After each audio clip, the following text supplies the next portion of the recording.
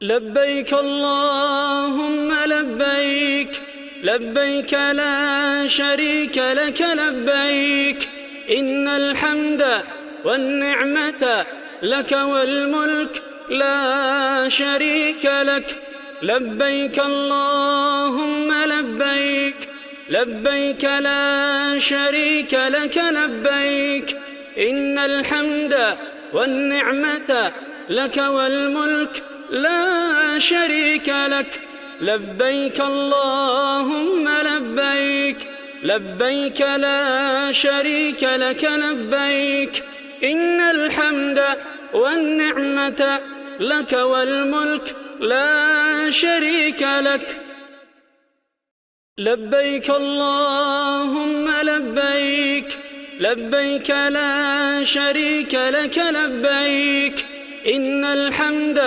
والنعمة لك والملك لا شريك لك لبيك اللهم لبيك لبيك لا شريك لك لبيك إن الحمد والنعمة لك والملك لا شريك لك لبيك اللهم لبيك لبيك لا شريك لك لبيك إن الحمد والنعمة لك والملك لا شريك لك. السلام علیکم ورحمۃ اللہ وبرکاتہ. وعلیکم السلام ورحمۃ اللہ وبرکاتہ. کیسے ہیں پیارے سے اہل القرآن؟ الحمدللہ nothing to complain. الحمدللہ اللہ سبحانہ تعالیٰ کا ہم پہ کرم ہے، اس کی بڑی توفیق ہے کہ اس نے ہمیں زندہ رکھا اور توفیق دی کہ آج ہم پھر دورہ قرآن پاک 2026 کا حصہ بن سکے. آج کا پارہ بہت خوبصورت پارہ ہے.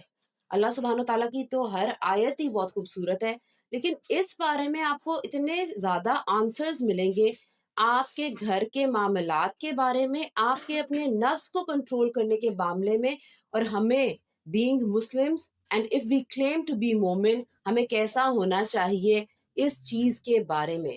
تو اللہ سے یہ دعا کرتے ہوئے کہ اللہ سبحانہ تعالیٰ ہم سب کا قلب کھول دے اور ہمیں یہ باتیں سمجھ آ جائیں اور ہم ویسے مسلمان بن جائیں جیسے اللہ چاہتا ہے. آج کے پارے کا آغاز کرتے ہیں.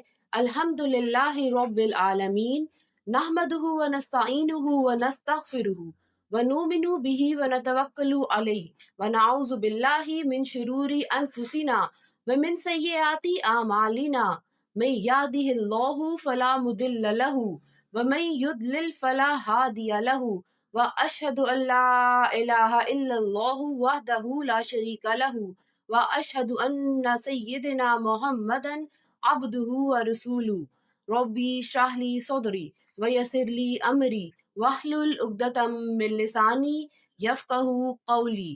ربی زدنا علما اللہم فقہنا فی الدین اللہم انا نسألک علما نافعا ورزقا طیبا وعملا متقبلا واجعل لی وزیرا من اہلی. تمام تعریفیں اللہ رب العالمین کے لیے ہیں. ہم اسی کی حمد کرتے ہیں، اسی سے مدد مانگتے ہیں، اسی سے مغفرت کے طلبگار ہیں. ہم اسی پر ایمان رکھتے ہیں اور اسی پر بھروسہ کرتے ہیں. ہم اپنے نفس کے شر اور اپنے اعمال کی برائیوں سے اللہ کی پناہ مانگتے ہیں. جسے اللہ ہدایت دے اسے کوئی گمراہ نہیں کر سکتا، اور جسے وہ گمراہ کر دے اسے کوئی راہ دکھانے والا نہیں. اور میں گواہی دیتی ہوں کہ اللہ کے سوا کوئی معبود نہیں، وہ اکیلا ہے، اس کا کوئی شریک نہیں. اور میں گواہی دیتی ہوں کہ حضرت محمد صلی اللہ علیہ وآلہ وسلم اللہ کے بندے اور اس کے رسول ہیں. یا میرے پیارے اللہ، یا ذوالجلال والاکرام ہم سب کے علم میں اضافہ فرما. یا اللہ ہم سب کو دین کی سمجھ عطا فرما. یا اللہ ہم سب تجھ سے نفع دینے والا علم، پاکیزہ رزق اور قبول ہونے والے عمل مانگتے ہیں. یا اللہ ہم سب کے گھروں میں سے وزیر مقرر فرما.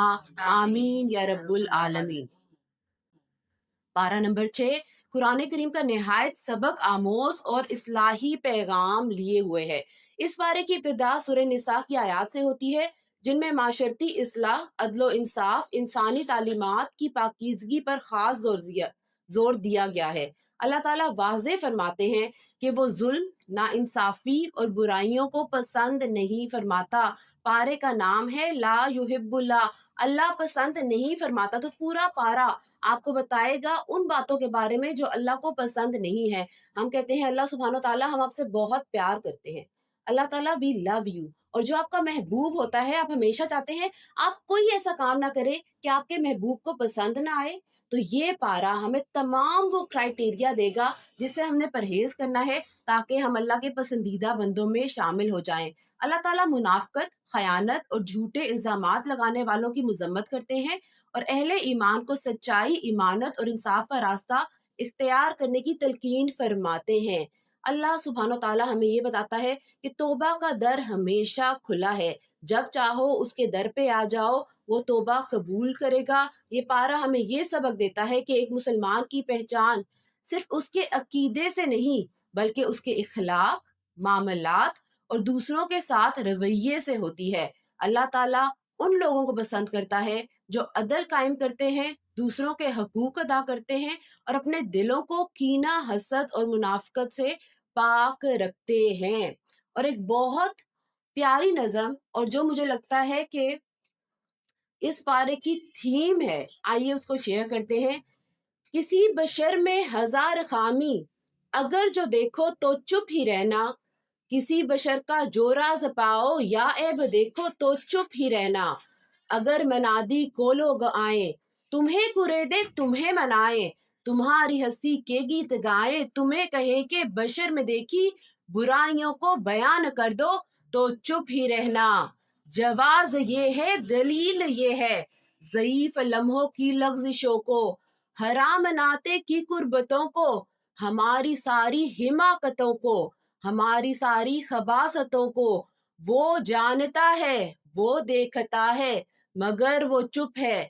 اگر وہ چپ ہے تو میری مانو کہ چپ ہی رہنا. آج ہم ذرا سے کسی کی بات جان لیتے ہیں تو نشر کرتے ہیں، نشر نہیں کرتے، اشتہار بنا کے پیش کرتے ہیں. کیا ہم میں سے کوئی بندہ بھی چاہتا ہے کہ اللہ سبحانہ و تعالیٰ ہمارے راز افشاں کر دے، ہمارے گناہ سب کے سامنے آ جائے؟ تو آج ہم نے یہ سیکھنا ہے کہ بے شک آپ کو کسی کے بارے میں کچھ بھی پتہ چل جائے، اللہ سبحانہ و تعالیٰ نے جب ہمارے عیبوں کا، ہمارے گناہوں کا پردہ رکھا ہے تو ہم نے بھی اس کی مخلوق کے عیبوں اور گناہوں کا پردہ رکھنا ہے. اعوذ باللہ من الشیطان الرجیم، بسم اللہ الرحمن الرحیم. لا يحب اللہ الجہر بالسوء من القول الا من ظلم وکان اللہ سمیعا علیما. صدق اللہ العظیم. اللہ اس بات کو پسند نہیں کرتا کہ کسی کی برائی اعلانیہ زبان پر لائی جائے، الا یہ کہ کسی پر ظلم ہوا ہو، اور اللہ سب کچھ سنتا ہے، ہر بات جانتا ہے. جاہر کا مطلب ہے بلند آوازیں. یہاں اس سے مراد ہے کسی بات کا چرچا کرنا، باتیں بنانا، ادھر کی بات ادھر کرنا، لوگوں کو سناتے پھرنا، بد دعائیں دینا. اللہ سبحانہ و تعالیٰ کو یہ تمام کام بالکل پسند نہیں ہے. اللہ تعالیٰ فرماتے ہیں کہ وہ برے قول کو بلند آواز سے کہنے کو پسند نہیں کرتا، یعنی گالی دینا، بد دعا دینا، کسی کی برائی کو عام کرنا. البتہ ایک استثناء بیان فرمایا ہے، مگر وہ شخص جس پر ظلم کیا گیا ہو، یعنی مظلوم اگر اپنے اوپر ہونے والے ظلم کو بیان کرے، انصاف کے لیے فریاد کرے یا ظلم کے خلاف آواز اٹھائے تو یہ گناہ نہیں. اسلام میں زبان کی پاکیزگی کی بہت اہمیت ہے. بد کلامی، الزام تراشی، غیبت ناپسندیدہ ترین اعمال ہیں، لیکن ظلم کو بیان کیا جا سکتا ہے. آپ ذرا سمجھیے گا کہ ظلم ہے کیا. ظلم کے معنی ہے کسی چیز کو جو جگہ ہے وہاں سے ہٹا دینا، یا جس چیز کا جو حق ہے اس کو نہ دینا. اس سے ہمیں یہ پتہ چلتا ہے کہ جب ہمیں یہ محسوس ہو کہ ہمارے ساتھ زیادتی ہو رہی ہے تو ہمیں کیا کرنا ہے. سب سے پہلے یہ تو ڈیفائن کر لیں کہ میرا رول کیا ہے.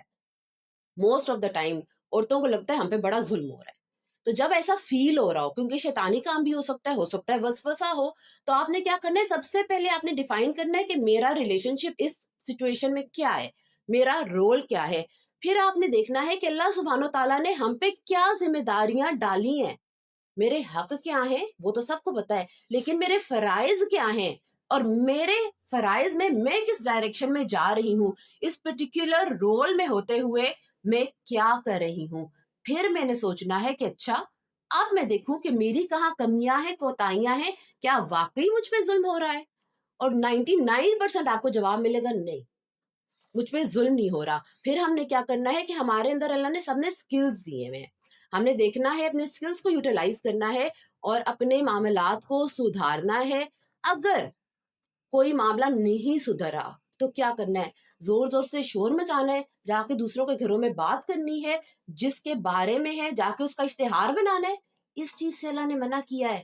پھر آپ نے کیا کرنا ہے, یہ بھی اللہ نے فارمولا بتا دیا کہ جو اس سے مسئلہ ہے نا, کنسرنڈ اتھارٹی, جا کے اس سے بیان کرو نا, کیونکہ مسئلہ حل کس نے کرنا ہے, اللہ نے, اور اس کے بعد اس کنسرنڈ اتھارٹی نے. اگر تم جاؤ گے جگہ جگہ جا کے ایک بات کو نشر کرو گے, اشتہار بناؤ گے, پبلش کرو گے, کیا اس کا حل نکلے گا؟ کیا تمہارے چیخنے سے نکلے گا؟ کیا تمہارے ڈرامے کرنے سے نکلے گا؟ کیا تمہارے رونے پٹنے سے نکلے گا؟ نہیں نکلے گا. تو اگر کبھی ایسا فیل ہوتا ہے کہ مجھ پہ ظلم ہو رہا ہے تو اپنا انالیسس کریں, تزکیہ نفس کریں, دیکھیں کیا ہو رہا ہے. میں بتاؤں 99% اندر سے جواب آ جائے گا, بندے کو پتا ہوتا ہے کہ نہیں ہو رہا. پھر بھی اگر لگے کہ میں بڑی مظلوم ہوں, ہائے میرے پہ ظلم ہو رہا ہے, تو لوگوں سے باتیں نہیں کرنی, اللہ یہ پسند نہیں کرتا. آپ نے جا کے کنسرنڈ اتھارٹی سے بتانا ہے. اگر کنسرنڈ اتھارٹی کچھ نہیں کرتی تو پھر آپ نے کیا کرنا ہے, پھر کسی کو انوالو کرنا ہے, اور کوشش کیا کریں کہ اپنے گھروں کے مسئلے گھروں میں سمیٹ لیں, کیونکہ دوسرے صرف اشتہار بنائیں گے, حل نہیں دیں گے. اللہ کو ہماری نیتیں بھی پتہ ہے, اور یہ بھی پتہ ہے کہ کون جان بوجھ کے کر رہا ہے اور کون اصل میں کر رہا ہے, اور کون باتوں کو ایگزیجریٹ کر رہا ہے. اسی لیے اللہ سبحانہ و تعالیٰ نے اس آیت کے آخر میں کیا کہا, اللہ سب کچھ سنتا ہے, سب جانتا ہے, کس کی کیا نیت ہے وہ جانتا ہے, کون ڈرامے کر رہا ہے, کون اصل میں کر رہا ہے, کون ظالم ہے, کون مظلوم ہے, وہ سب جانتا ہے.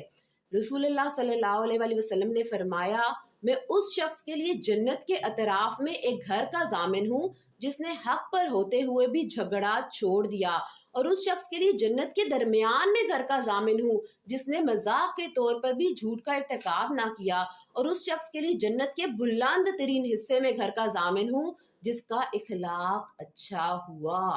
تو اگر ہم جنت میں گھر چاہتے ہیں جس کی ہم دعائیں کرتے ہیں 5 وقت, تو ہمیں کیریکٹرسٹکس بھی اپنانے پڑیں گے.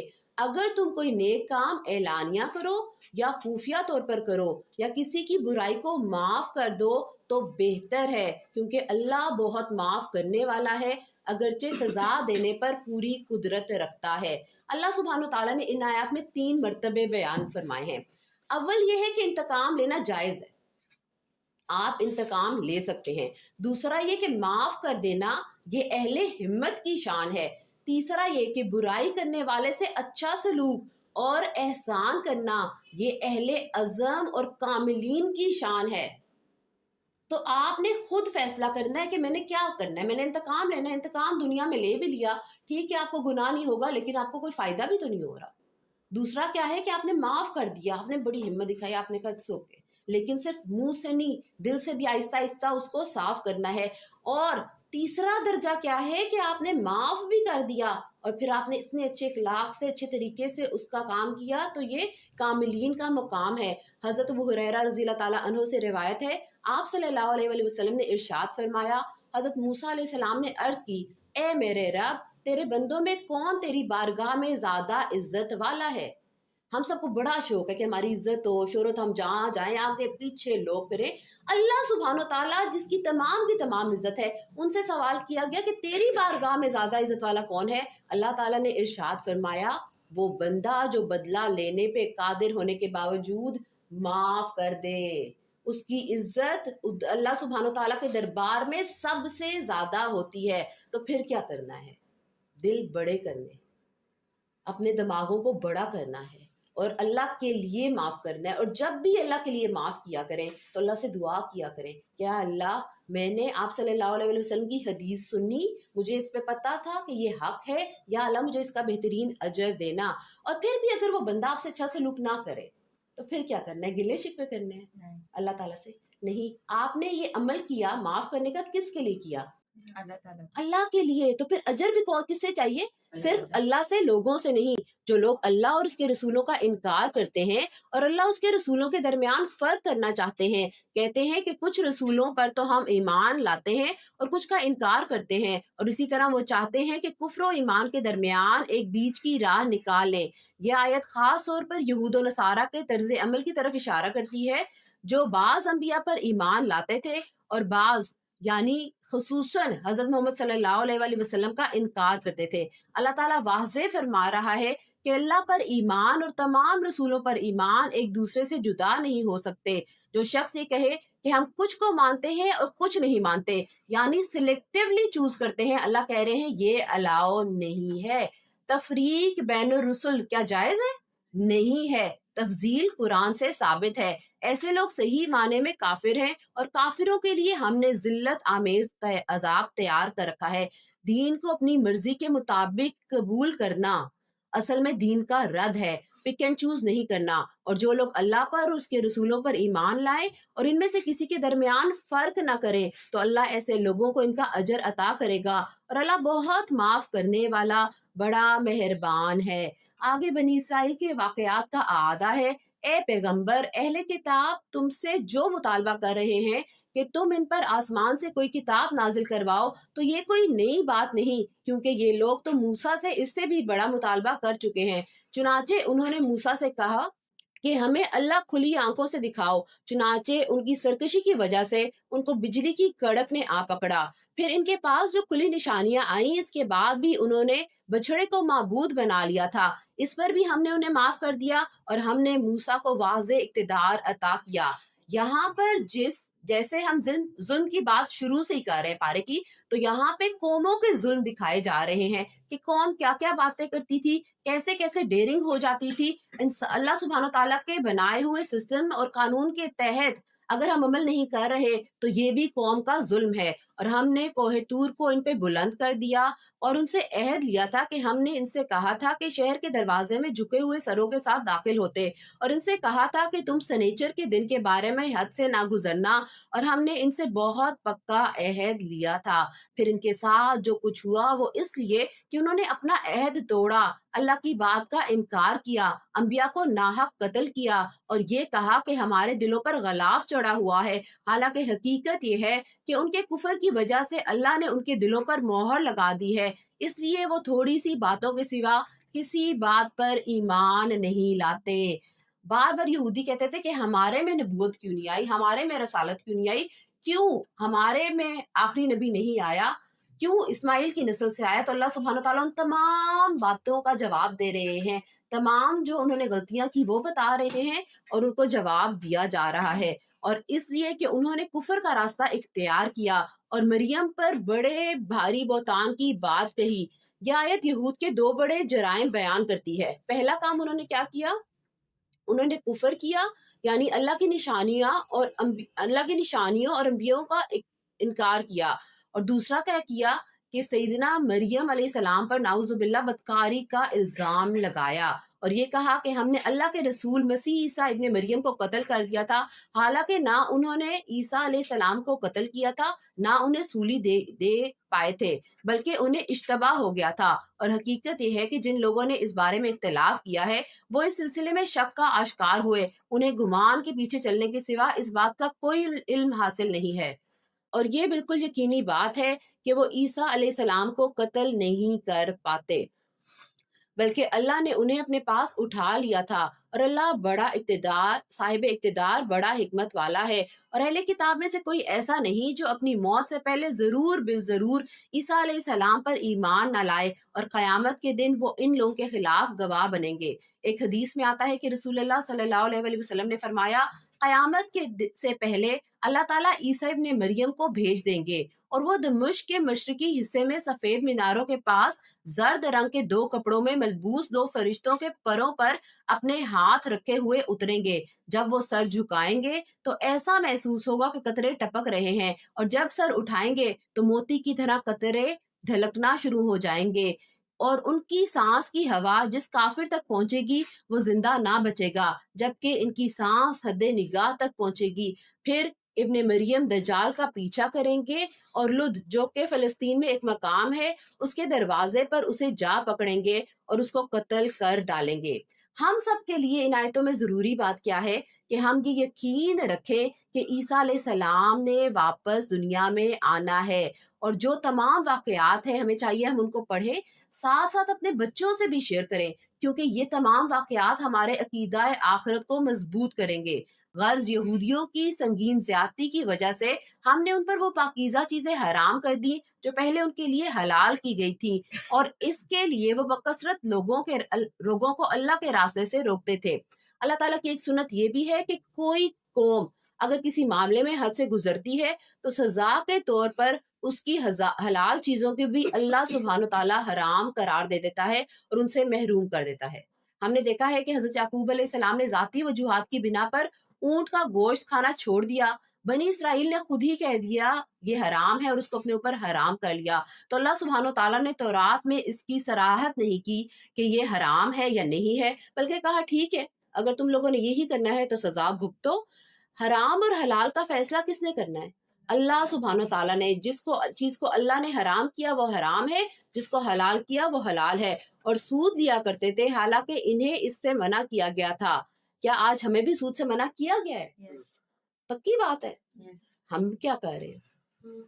99% مسلمان آج بھی سود لے رہا ہے، اور ہم بھی بنی اسرائیل کے نقش قدم پہ چل پڑے ہیں۔ اللہ ہمیں معاف کرے۔ اور سود لیا کرتے تھے حالانکہ انہیں اس سے منع کیا گیا تھا، اور لوگوں کے مال ناحق طریقے سے کھاتے تھے، اور ان میں سے جو لوگ کافر ہیں ان کے لیے ہم نے ایک دردناک عذاب تیار کر رکھا ہے۔ آپ بار بار ایک پیٹرن نوٹ کریے گا، اللہ سبحانہ تعالیٰ نے بار بار کہا ہے کہ عذاب میں نے کافروں کے لیے تیار کر رکھا ہے۔ اللہ سبحانہ تعالیٰ گنواتے ہیں یہ کرتے تھے یہ کرتے تھے یہ کرتے تھے، اور یہ عذاب کس کے لیے؟ کافروں کے لیے، کہیں نہیں لکھا ہوا کہ عمل کرنے والوں کو کے لیے۔ اور البتہ ان بنی اسرائیل میں سے جو لوگ علم میں پختہ ہیں اور مومن ہیں، اب تعریف کی جا رہی ہے۔ کیا تمام لوگ ایک جیسے ہوتے ہیں؟ اہل کتاب کے بارے میں پیچھے ہم نے پالے میں پڑھا کہ اللہ سبحانہ تعالیٰ نے تعریف کی کہ کچھ ایسے ہوتے ہیں کہ اگر تمہیں امانت دو گے وہ اتنے سنبھال کے رکھیں گے، پڑھا تھا۔ اب یہاں پہ بنی اسرائیل کے کچھ لوگوں کی تعریف ہے، اور البتہ ان بنی اسرائیل میں سے جو لوگ علم میں پختہ ہیں اور مومن ہیں۔ کیا کرائٹیریا ہے؟ علم پکا ہے، کتاب کو تبدیل نہیں کیا، اور مومن ہے، وہ اس کلام پر بھی ایمان رکھتے ہیں جو اے پیغمبر تم پر نازل کیا گیا، اور اس پر بھی جو تم سے پہلے نازل کیا گیا تھا، اور قابل تعریف ہیں وہ لوگ جو نماز قائم کرنے والے ہیں، زکوٰۃ دینے والے ہیں، اور اللہ اور یوم آخرت پر ایمان رکھنے والے ہیں۔ یہ وہ لوگ ہیں جنہیں ہم اجر عظیم عطا کریں گے۔ یہاں پہ لفظ استعمال ہوا ہے الراسخون فی العلم، یعنی حقیقی علم انسان کو عاجز بناتا ہے، عبادت بھی اس کی بہتر ہوتی ہے اور چیزیں اس کے عمل میں آتی ہیں، وہ ہوتا ہے حقیقی علم۔ اے پیغمبر ہم نے تمہارے پاس اس طرح وحی بھیجی ہے جیسے نوح اور ان کے بعد دوسرے نبیوں کے پاس بھیجی تھی، اور ہم نے ابراہیم، اسماعیل، اسحاق، یعقوب اور ان کی اولاد کے پاس، اور عیسیٰ، ایوب، یونس، ہارون اور سلیمان کے پاس بھی وحی بھیجی تھی، اور ہم نے داؤد کو زبور عطا کی تھی۔ یہ آیت اعلان ہے کہ محمد صلی اللہ علیہ وآلہ وسلم پر وحی کوئی نئی یا انوکھی چیز نہیں، بلکہ یہی سلسلہ نوح علیہ السلام سے چلا آ رہا ہے، اور بہت سے رسول ہیں جن کے واقعات ہم نے پہلے تمہیں سنائے ہیں، اور بہت سے رسول ایسے ہیں کہ ہم نے ان کے واقعات تمہیں نہیں سنائے، اور موسیٰ سے تو اللہ براہ راست ہم کلام ہوا۔ یہ حضرت موسیٰ علیہ السلام کی عظمت کو اور ان کے مقام کو آیت ظاہر کرتی ہے۔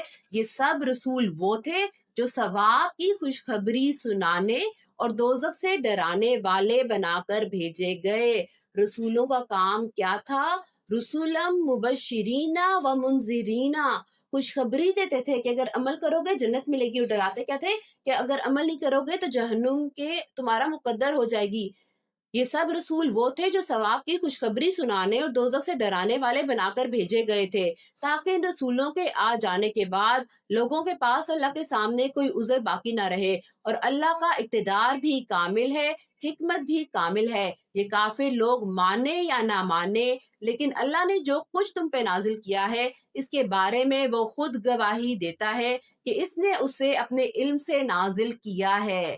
یقین کر لیں کہ یہ کتاب جو آپ کے ہاتھ میں ہے یہ اللہ کا کلام ہے، اور فرشتے بھی گواہی دیتے ہیں، اور یوں تو اللہ کی گواہی ہی بالکل کافی ہے۔ یقین جاؤ کہ جن لوگوں نے کفر اپنا لیا ہے اور لوگوں کو اللہ کے راستے سے روکا ہے وہ بھٹک کر گمراہی میں بہت دور نکل گئے ہیں۔ جن لوگوں نے کفر اپنایا ہے اور دوسروں کو اللہ کے راستے سے روک کر ان پر ظلم کیا ہے، اللہ ان کو بخشنے والا نہیں ہے اور نہ ان کو کوئی اور راستہ دکھانے والا ہے سوائے دوزخ کے راستے کے، جس میں وہ ہمیشہ ہمیشہ رہیں گے، اور یہ بات اللہ کے لیے بہت معمولی بات ہے۔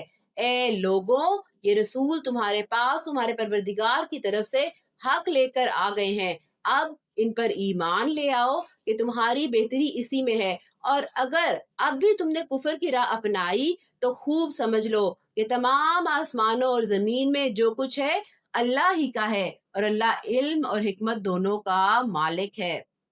ہم بھی مانتے ہیں کہ یہ کتاب اللہ کا کلام ہے اور آپ صلی اللہ علیہ وآلہ وسلم آخری نبی ہیں، لیکن ابھی تک ہمارے عملوں میں چیزیں کیوں نہیں آ رہی؟ کیونکہ ہمیں اس بات کا یقین نہیں ہے۔ آپ کو اگر اس بات کا یقین ہو کہ آپ یہاں سے باہر جائیں گی اور آپ گر جائیں گی، آپ کبھی بھی یہاں سے باہر جائیں گی؟ اگر آپ اپنے گھر میں بیٹھی ہو اور آپ کو ایک دم سے جس سورس پہ آپ ٹرسٹ کرتی ہیں اعلان ہو جائے کہ باہر تو سیلاب آ گیا ہے، گھروں سے باہر نہ نکلنا، آپ گھر سے باہر نکلیں گی؟ لیکن قرآن بار بار انسان کو تنبیہ کر رہا ہے یہ نہ کرنا، یہ نہ کرنا، یہ نہ کرنا، انسان پھر بھی وہ کرے جا رہا ہے۔ کیوں؟ کیونکہ ہمیں کتاب پہ یقین نہیں ہے۔ بار بار اللہ سبحانہ تعالیٰ اس بارے میں کیا کہہ رہا ہے کہ میں گواہی دے رہا ہوں، میں بتا رہا ہوں، رسولوں نے بتایا ہے، فرشتوں نے بتایا ہے، تو یقین ہمیں آئے گا، اور اس بات کا ہم زبان سے صرف دعویٰ نہیں کریں گے، جب ہمارے اعمال میں وہ چیز آئے گی تب ہمارا یقین پکا ہوگا۔ اے اہل کتاب، اپنے دین میں حد سے نہ بڑھو۔ یہ اہل کتاب کو بھی کہا جا رہا ہے اور ہم سب کو بھی۔ دین میں حد سے زیادہ بڑھنا آپ کو غلف کی طرف لے جاتا ہے۔ اے اہل کتاب، اپنے دین میں حد سے نہ بڑھو اور اللہ کے بارے میں حق کے سوا کوئی بات نہ کہو۔ مسیح عیسیٰ ابن مریم تو محض اللہ کے رسول تھے اور اللہ کا ایک کلمہ تھا جو اس نے مریم تک پہنچایا، اور ایک روح تھی جو اس کی طرف سے پیدا ہوئی تھی، لہٰذا اللہ اور اس کے رسولوں پر ایمان لاؤ اور یہ مت کہو کہ خدا تین ہے۔ ٹرینٹی کا یہاں پہ رد کیا گیا ہے۔ اس بات سے باز آ جاؤ، اس میں تمہاری بہتری ہے۔ اللہ تو ایک ہی معبود ہے، وہ اس بات سے بالکل پاک ہے کہ اس کا کوئی بیٹا ہو۔ آسمانوں اور زمین میں جو کچھ ہے اس کا ہے، اور سب کی دیکھ بھال کے لیے اللہ کافی ہے۔ بار بار اللہ تعالیٰ بتائے گا آپ کو، ہر ایک آئے گی آیت اور اس کے بعد اللہ کہے گا کہ جو کچھ آسمان میں ہے زمین میں کس کا ہے۔ اور کہنے کا مقصد کیا ہے کہ تم لوگ سن رہے ہو تو تم کس در آتے ہو؟ آسمان اور زمین کے بیچ میں تو تم کس کے ہو؟ اللہ کے ہو۔ تو کس کے کتاب پہ عمل کرنا ہے؟ اللہ کی۔ یہاں پر بھی ہم دیکھتے ہیں کہ ظالم کی ایک شکل بتائی گئی ہے کہ ظالم کیا کرتا ہے؟ غلف کرتا ہے، یعنی اپنی حد سے بڑھنا شروع ہو جاتا ہے۔ کسی قسم کی دین کے معاملے میں اگر ہم ایگزیجریشن میں چلے جائیں تو وہ غلف کہلاتا ہے۔ عبداللہ بن عباس رضی اللہ تعالیٰ عنہ سے روایت ہے کہ رسول اللہ صلی اللہ علیہ وآلہ وسلم نے فرمایا، میری شان میں اس طرح غلف نہ کرو جس طرح عیسائیوں نے عیسیٰ ابن مریم کی شان میں غلف کیا تھا۔ میں تو اللہ کا بندہ ہوں، لہٰذا مجھے اللہ کا بندہ اور اس کا رسول ہی پکارو۔ آج جب ربیع الاول کا مہینہ آتا ہے اور 12 ربیع الاول آتی ہے تو مسلمان وہ حرکات کرتے ہوئے نظر آتے ہیں جو بالکل الاؤڈ نہیں ہیں۔ کسی بھی چیز کو اگر آپ نے دیکھنا ہو یہ میں نے کرنی ہے یا نہیں کرنی، سب سے پہلے آپ کتاب کو دیکھیں، قرآن کو، آپ کو مل جائے گا۔ نہ ملے آپ حدیث کو فالو کریں، حدیث میں بھی نہیں مل رہا تو آپ صحابہ کرام رضی اللہ تعالیٰ عنہم کا طرز عمل دیکھیں کہ جب آپ صلی اللہ علیہ وآلہ وسلم تھے تو انہوں نے یہ حرکتیں کی، جب وہ چلے گئے کیا تب انہوں نے کیا؟ نہیں کیا۔ پھر بھی اگر ہم اس کو ایکسٹرا آرڈینری کسی بھی چیز کو سیلیبریٹ کرتے ہیں یا ایگزیجریٹ کرتے ہیں تو وہ غلف ہے، دین میں حد سے بڑھ جانا۔ اس پہ کوئی ثواب نہیں ہوگا بلکہ گناہ کا ارتکاب ہوگا۔ اس طرح رسول اللہ صلی اللہ علیہ وآلہ وسلم نے ارشاد فرمایا، اے لوگوں، دین میں غلف سے بچو، کیونکہ پچھلی امتیں دین میں غلف کی وجہ سے ہلاک ہو گئی تھیں۔ آج اگر ہم بھی ایگزیجریٹ کریں گے، اوور جوائڈ ہو جائیں گے تو ہم بھی تباہ ہو جائیں گے۔ مسیح کبھی اس بات کو آر نہیں سمجھ سکتے تھے کہ وہ اللہ کے بندے ہوں، اور نہ مقرب فرشتے اس میں کوئی آر بھیجتے ہیں، اور جو شخص اپنے پروردگار کی بندگی میں آر سمجھے اور تکبر کا مظاہرہ کرے تو وہ اچھی طرح سمجھ لے کہ اللہ ان سب کو اپنے پاس جمع کرے گا۔ پھر جو لوگ ایمان لائے ہوں گے اور انہوں نے نیک عمل کیے ہوں گے ان کو ان کا پورا پورا ثواب دیا جائے گا اور اپنے فضل سے ان سے زیادہ بھی دے گا۔ رہے وہ لوگ جنہوں نے بندگی کو آر سمجھا ہوگا اور تکبر کا مظاہرہ کیا ہوگا تو ان کو دردناک عذاب دے گا اور ان کو اللہ کے سوا اپنا کوئی رکھوالا اور مددگار نہیں ملے گا۔ کیا کسی بھی حسب نسب سے تعلق مجھے بچا سکے گا آخرت کے دن؟ بچائے گا کیا؟ میرا ایمان اور عمل صالح۔ اگر میرا ایمان، میرا عقیدہ پکا ہے، اس میں کسی قسم کی غلطی، شرک یا کوئی بھی خرابی نہیں ہے، اور پھر میں صرف زبان سے نہیں بول رہی لیکن میرے عمل میں، میرے کیریکٹر میں وہ چیز ہے، تب مجھے جنت ملے گی۔ اور اگر لیکن اس کے اپوزٹ ہوگا کہ میں منہ سے تو کہتی رہوں، کلمہ پڑھتی رہوں، لیکن میں بندگی کا جو حق ہے وہ ادا نہ کروں اور تکبر کروں۔ تکبر کی ایک فارم یہ بھی ہوتی ہے کہ کوئی ایسا حکم آپ کو ملے جو آپ کے باپ دادا فالو نہیں کر رہے تھے، جو آپ کے عقائد کے خلاف ہو، آپ کے عقیدے میں کوئی غلطی ہو، آپ اس کو مان جائیں۔ کیا لوگ مانتے ہیں؟ نہیں مانتے۔ تو اگر تکبر ہم اختیار کریں گے اور بندگی میں ہماری آر ہوگی تو دردناک عذاب ملے گا۔ اے لوگ، بے شک تمہارے پاس تمہارے رب کی طرف سے واضح دلیل آ گئی ہے اور ہم نے تمہاری طرف روشن نور نازل کیا ہے۔ چنانچہ جو لوگ اللہ پر ایمان لائے ہیں اور انہوں نے اسی کا سہارا تھام لیا، اللہ ان کو اپنے فضل اور رحمت میں داخل کرے گا اور انہیں اپنے پاس آنے کے لیے سیدھا راستے تک پہنچا دے گا۔ اگر ایمان آ گیا ہے تو کیا کریں؟ فلانی جگہ ملک میں، فلانے چوک پہ، فلانی سڑک کے گھر میں جو بندہ بیٹھا ہے اس کے پاس جائیں۔ اللہ نے زندگی اتنی آسان بنائی ہے اور انسان نے زندگی اتنی کمپلیکس کی۔ اللہ تعالیٰ نے کیا ہے کہ ایمان آ گیا، تمہیں سمجھ آ گیا ہے، اس کے بعد تم نے میرا سہارا تھام لیا۔ اللہ کا سہارا کیا ہے؟ اللہ کا کلام، یہ قرآن جو آپ نے پکڑا ہوا ہے، اور آپ صلی اللہ علیہ وآلہ وسلم کی احادیث۔ تو اگر تم نے یہ تھام لی ہے تو اللہ اپنا فضل بھی کرے گا اور رحمت بھی کرے گا، اور سیدھا راستہ تمہیں اس کتاب سے ہی ملے گا۔ آگے کلالہ کے بارے میں حکم ہے۔ کلالہ اس شخص کو کہتے ہیں جس کے انتقال کے وقت نہ اس کا باپ یا دادا زندہ ہو، نہ کوئی بیٹا یا پوتا۔ اے پیغمبر، لوگ تم سے کلالہ کا حکم پوچھتے ہیں کہ کہہ دو کہ اللہ تمہیں کلالہ کے بارے میں حکم بتاتا ہے۔ اگر کوئی شخص اس حال میں مر جائے کہ اس کی اولاد نہ ہو اور ان کی ایک بہن ہو تو وہ اس کے ترکے میں سے آدھے کی حقدار ہوگی، اور اگر اس بہن کی اولاد نہ ہو اور وہ مر جائے تو اس کا بھائی زندہ ہو تو وہ اس بہن کا وارث ہوگا، اور اگر بہنیں 2 ہوں تو بھائی کے ترکے سے وہ 2 تہائی کی حقدار ہوں گی، اور اگر مرنے والے کے بھائی بھی ہوں اور بہنیں بھی تو ایک مرد کو 2 عورتوں کے برابر حصہ ملے گا۔ اللہ تمہارے سامنے وضاحت کرتا ہے تاکہ تم گمراہ نہ ہو، اور اللہ ہر چیز کا پورا علم رکھتا ہے۔ یہ تھا کلالہ کا حکم، اور یہ تھی سورہ نساء۔ آگے ہے سورہ مائدہ۔ مدنی صورت ہے، 120 آیات ہیں اور اس کے 16 رکوع ہیں۔ یہ صورت حضور پاک صلی اللہ علیہ وآلہ وسلم کی حیات طیبہ کے بالکل آخری دور میں نازل ہوئی تھی، اینڈ آف نبوت میں یہ نازل ہوئی تھی۔ اس کے کچھ حصے صلح حدیبیہ، کچھ فتح مکہ اور کچھ حجۃ الوداع کے موقع پہ نازل ہوئے تھے۔ اس زمانے میں اسلام کی دعوت جزیرہ عرب کے طول و عرض میں اچھی طرح پھیل چکی تھی۔ دشمنان اسلام بڑی حد تک شکست کھا چکے تھے، اور مدینہ منورہ میں آپ صلی اللہ علیہ وآلہ وسلم کی قائم کی ہوئی اسلامی ریاست مستحکم ہو چکی تھی۔ لہٰذا اس صورت میں مسلمانوں کے سماجی، سیاسی اور معاشی مسائل سے متعلق بہت سی ہدایات دی گئی ہیں۔ مائدہ عربی میں دسترخوان کو کہتے ہیں۔ اس صورت کی آیت نمبر 4 میں یہ واقعہ بیان ہوا ہے کہ حضرت عیسیٰ علیہ السلام سے ان کے تبیین نے یہ دعا کی اور فرمائش کی کہ اللہ تعالیٰ ان کے لیے آسمانی غذاؤں کے ساتھ ایک دسترخوان نازل فرمائے۔ اس واقعے کی مناسبت سے اس سورت کا نام مائدہ یعنی دسترخوان ہے۔ سورہ مائدہ کے بارے میں ہم دیکھتے ہیں کہ اسماء بنت یزید رضی اللہ تعالیٰ عنہا سے روایت کرتی ہیں کہ سورہ مائدہ آپ صلی اللہ علیہ وآلہ وسلم پر اس وقت نازل ہوئی جب آپ اونٹنی پر سوار تھے اور میں اس کی لگام تھامے ہوئی تھی، اور وہ یہ فرماتی ہے کہ نزول وحی کے وقت جو غیر معمولی بوجھ محسوس ہوتا ہے، آپ صلی اللہ علیہ وآلہ وسلم کو اس وقت بھی وہ بوجھ محسوس ہوا، اور وہ بوجھ اتنا زیادہ تھا کہ ایسا لگتا تھا کہ اونٹنی کے بازو ٹوٹ جائیں گے۔ اسی طرح ایک اور روایت ملتی ہے کہ ایک صحابی حضرت جبیر رضی اللہ تعالیٰ عنہ وہ کہتے ہیں کہ میں حج کے لیے گیا تو حج کے بعد حضرت عائشہ رضی اللہ تعالیٰ عنہا کے پاس حاضر ہوا تو آپ نے مجھ سے پوچھا، جبیر تم سورہ مائدہ پڑھتے ہو؟ میں نے کہا جی ہاں میں پڑھتا ہوں۔ حضرت عائشہ رضی اللہ تعالیٰ عنہا نے فرمایا یہ قرآن پاک کی آخری سورت ہے، اس میں جو احکام حلال اور حرام کے نازل ہوئے ہیں ان میں نص کا استعمال نہیں ہے، یعنی اس میں کوئی بات بھی منسوخ نہیں ہے، یہ آخری احکام ہے جو ہم پڑھیں گے.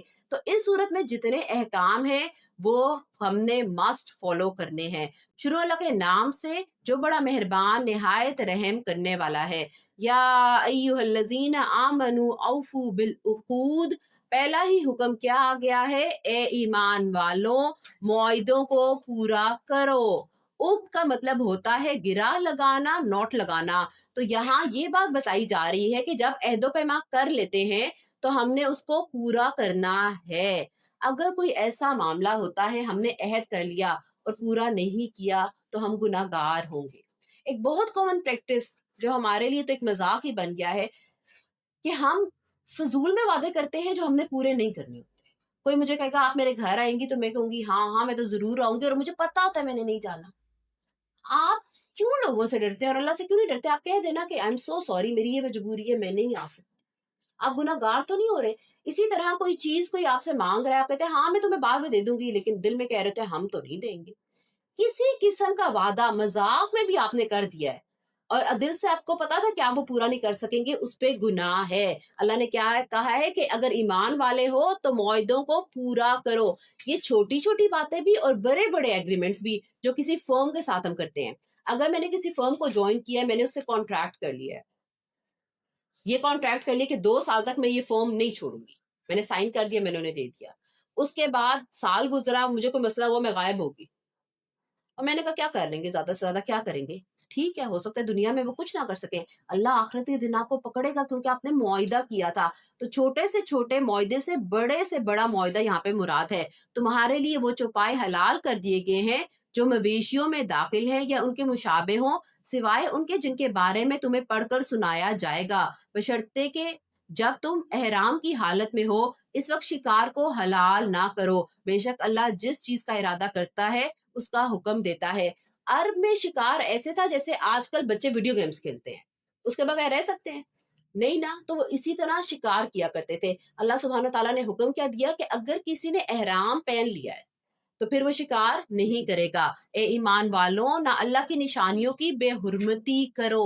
اللہ کی نشانیاں کیا ہیں؟ کسی کی داڑھی کا مذاق اڑانا، کسی کے پردے کا مذاق اڑانا، کسی مسجد کا مذاق اڑانا، کسی بھی اللہ سے جس چیز کو دیکھ کے آپ کو ایک مسلمان کا دماغ میں آتا ہے نا، اس چیز میں اگر آپ نے مذاق اڑایا تو اللہ تعالیٰ کہہ رہے ہیں یہ غلط کام ہے، گناہ ہے. ہم اڑاتے ہیں نا، حلوہ دیکھے تو فوراً کہتے ہیں حافظ صاحب آ گئے. ہم مذاق میں اتنی غلط باتیں کہتے ہیں جو نہیں کہنی چاہیے. اللہ کیا کہہ رہا ہے؟ اے ایمان والوں نہ اللہ کی نشانیوں کی بے حرمتی کرو، نہ حرمت والے مہینے کی، نہ ان جانوروں کی جو قربانی کے لیے حرم لے جائے جائیں، نہ اپنے پٹوں کی جو ان کے گلے میں پڑے ہوں، نہ ان لوگوں کی جو اللہ کا فضل اور اس کی رضامندی حاصل کرنے کی خاطر بیت الحرام کا ارادہ لے کر جا رہے ہوں. اور جب تم احرام کھول دو تو شکار کر سکتے ہو، کسی کا مذاق نہیں اڑانا. جب ہم انشاءاللہ اللہ تعالیٰ سب کو لے کے جائے عمرے اور حج کے لیے جاتے ہیں، وہاں پہ دنیا اور 99% میں نے خود آبزرو کیا، لوگ مذاق اڑا رہے ہیں. کوئی کیسے نماز پڑھ رہا ہے، کوئی کیا کر رہا ہے، یا کسی کا کیا ہے. آپ کو پتا ہے ہر کسی کا طریقہ فرق ہوتا ہے، لیکن اللہ کے ہاں کون مقبول ہے آپ کو نہیں پتا. اللہ نے کہا ہے تم حرم میں بیٹھے ہو، احرام کی حالت میں ہو، تو مذاق تم نے کسی کا نہیں اڑانا. اور جب احرام کھول دو تو تب شکار کر سکتے ہیں، جی تب شکار کر سکتے ہیں. اور کسی قوم کے ساتھ تمہاری یہ دشمنی کہ انہوں نے تمہیں مسجد حرام سے روکا تھا، تمہیں اس بات پر آمادہ نہ کرے کہ تم ان پر زیادتی کرنے لگو.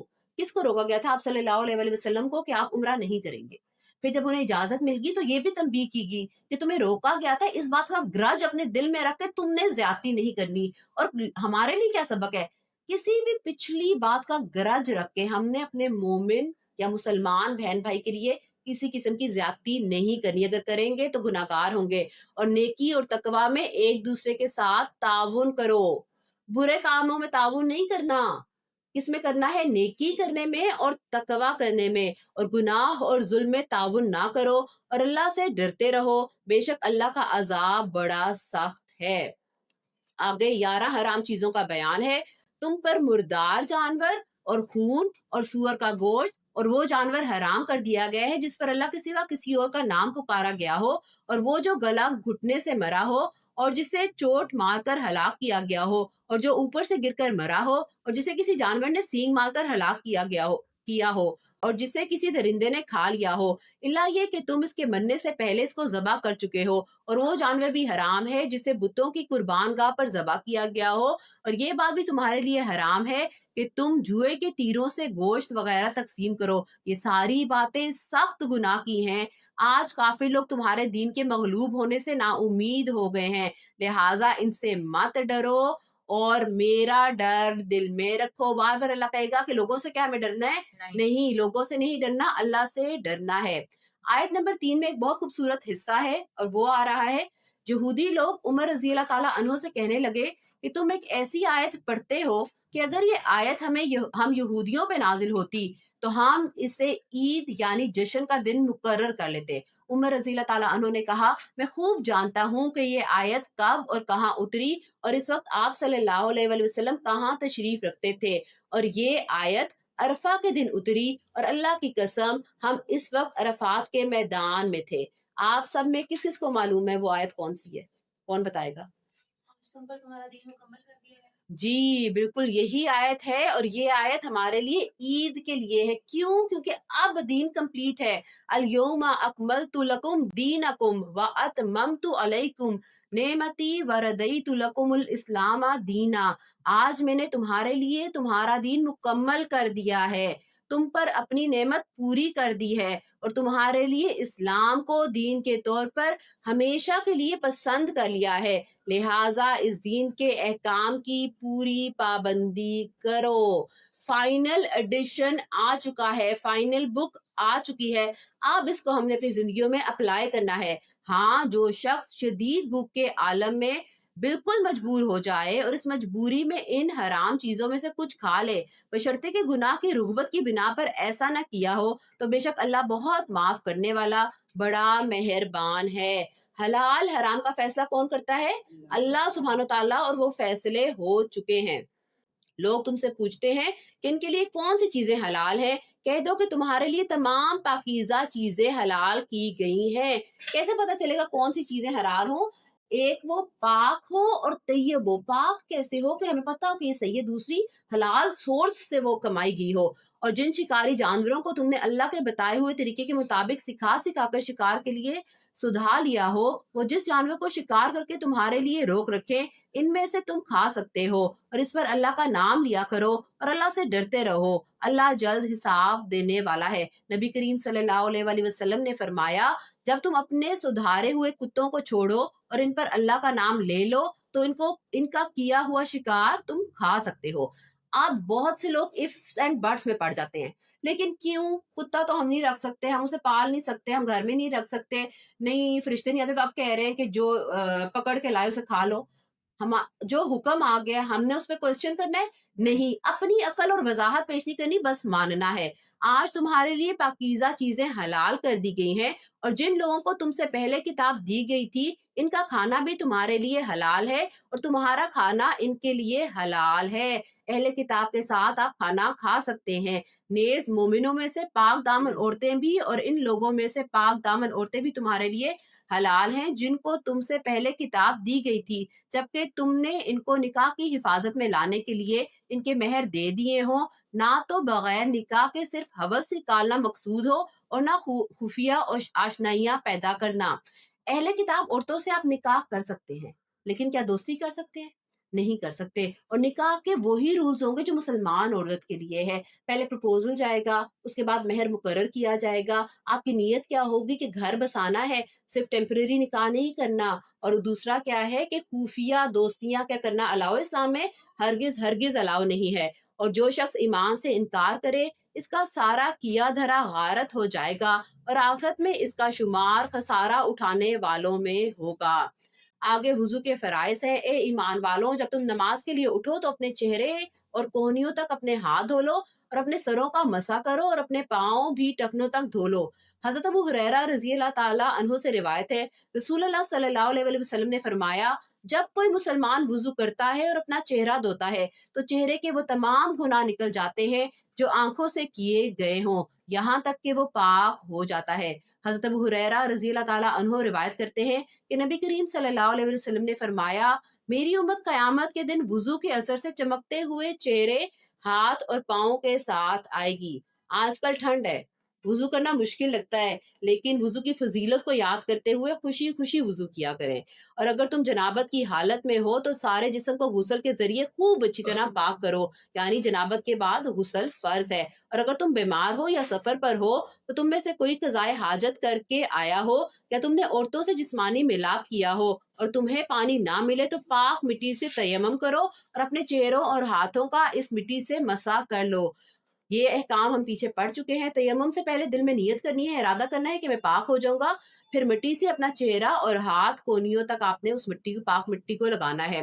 اللہ تم پر کوئی تنگی مسلط کرنا نہیں چاہتا، لیکن یہ چاہتا ہے کہ تم کو پاک صاف کرے اور یہ کہ تم پر اپنی نعمت تمام کر دے تاکہ تم کیا کرو، اس کا شکر ادا کرو، تاکہ تم شکر گزار بنو۔ اللہ نے تم پر جو انعام فرمایا ہے اسے اور اس عہد کو یاد رکھو جو اس نے تم سے لیا تھا جب تم نے کہا تھا ہم نے اللہ کے احکام کو اچھی طرح سن لیا ہے اور اطاعت قبول کر لی ہے، اور اللہ سے ڈرتے رہو، اللہ یقیناً سینوں کے بھید سے پوری طرح باخبر ہے۔ اے ایمان والوں، ایسے بن جاؤ کہ اللہ کے احکام کی پابندی کے لیے ہر وقت تیار ہو، انصاف کی گواہی دینے والے ہو، ہر وقت تیار۔ اللہ کہہ رہے ایمان والے ہو تو کیسے بن جاؤ؟ 24/7 کے مسلمان بن جاؤ، صرف رمضان کے نہیں، صرف شعبان کے نہیں، صرف ذی الحجہ کے نہیں، 24/7 کے مسلمان بن جاؤ۔ سب سے پہلے ہم نے، اور ساتھ ہی اللہ نے جو آیت کا اگلا ہے نا، اور انصاف کی گواہی دینے والے، آپ نے انصاف کرنا ہے، لیکن انصاف کا جو سب سے پہلا کرائٹیریا وہ ہم میں سے کوئی نہیں کرتا۔ سب سے پہلے آپ نے اپنے ساتھ انصاف کرنا، اپنی صحت کا خیال کرنا ہے، اپنی ہائیجین کا خیال رکھنا ہے، اپنے فرائض کا خیال کرنا ہے، یہ اپنے ساتھ انصاف ہے۔ پھر آپ نے اپنے گھر والوں کے ساتھ انصاف کرنا ہے، آپ کا اپنے شوہر سے جو تعلق ہے، بچوں سے جو تعلق ہے، فیملی ٹائم ہے، آپ کے جو فرائض ہیں وہ آپ نے کرنے ہیں۔ پھر آپ نے سوسائٹی کے ساتھ انصاف کرنا ہے۔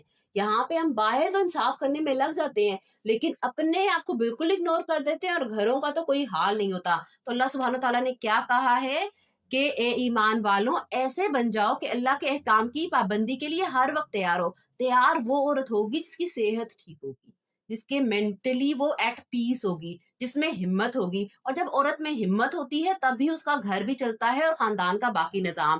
اور کسی قوم کی دشمنی تمہیں اس بات پر آمادہ نہ کرے کہ تم نا انصافی کرو، انصاف سے کام لو، یہی طریقہ تقویٰ کے قریب تر ہے، اور اللہ سے ڈرتے رہو، اللہ یقیناً تمہارے تمام کاموں سے پوری طرح باخبر ہے۔ ہمیں بینگ وومن، ہمیں بڑا ہوتا ہے کہ لوگ کیا کہیں گے، میں یہ کر رہی ہوں وہ کر رہی ہوں۔ ہم کیا لوگوں کے آنسریبل ہیں؟ نہیں۔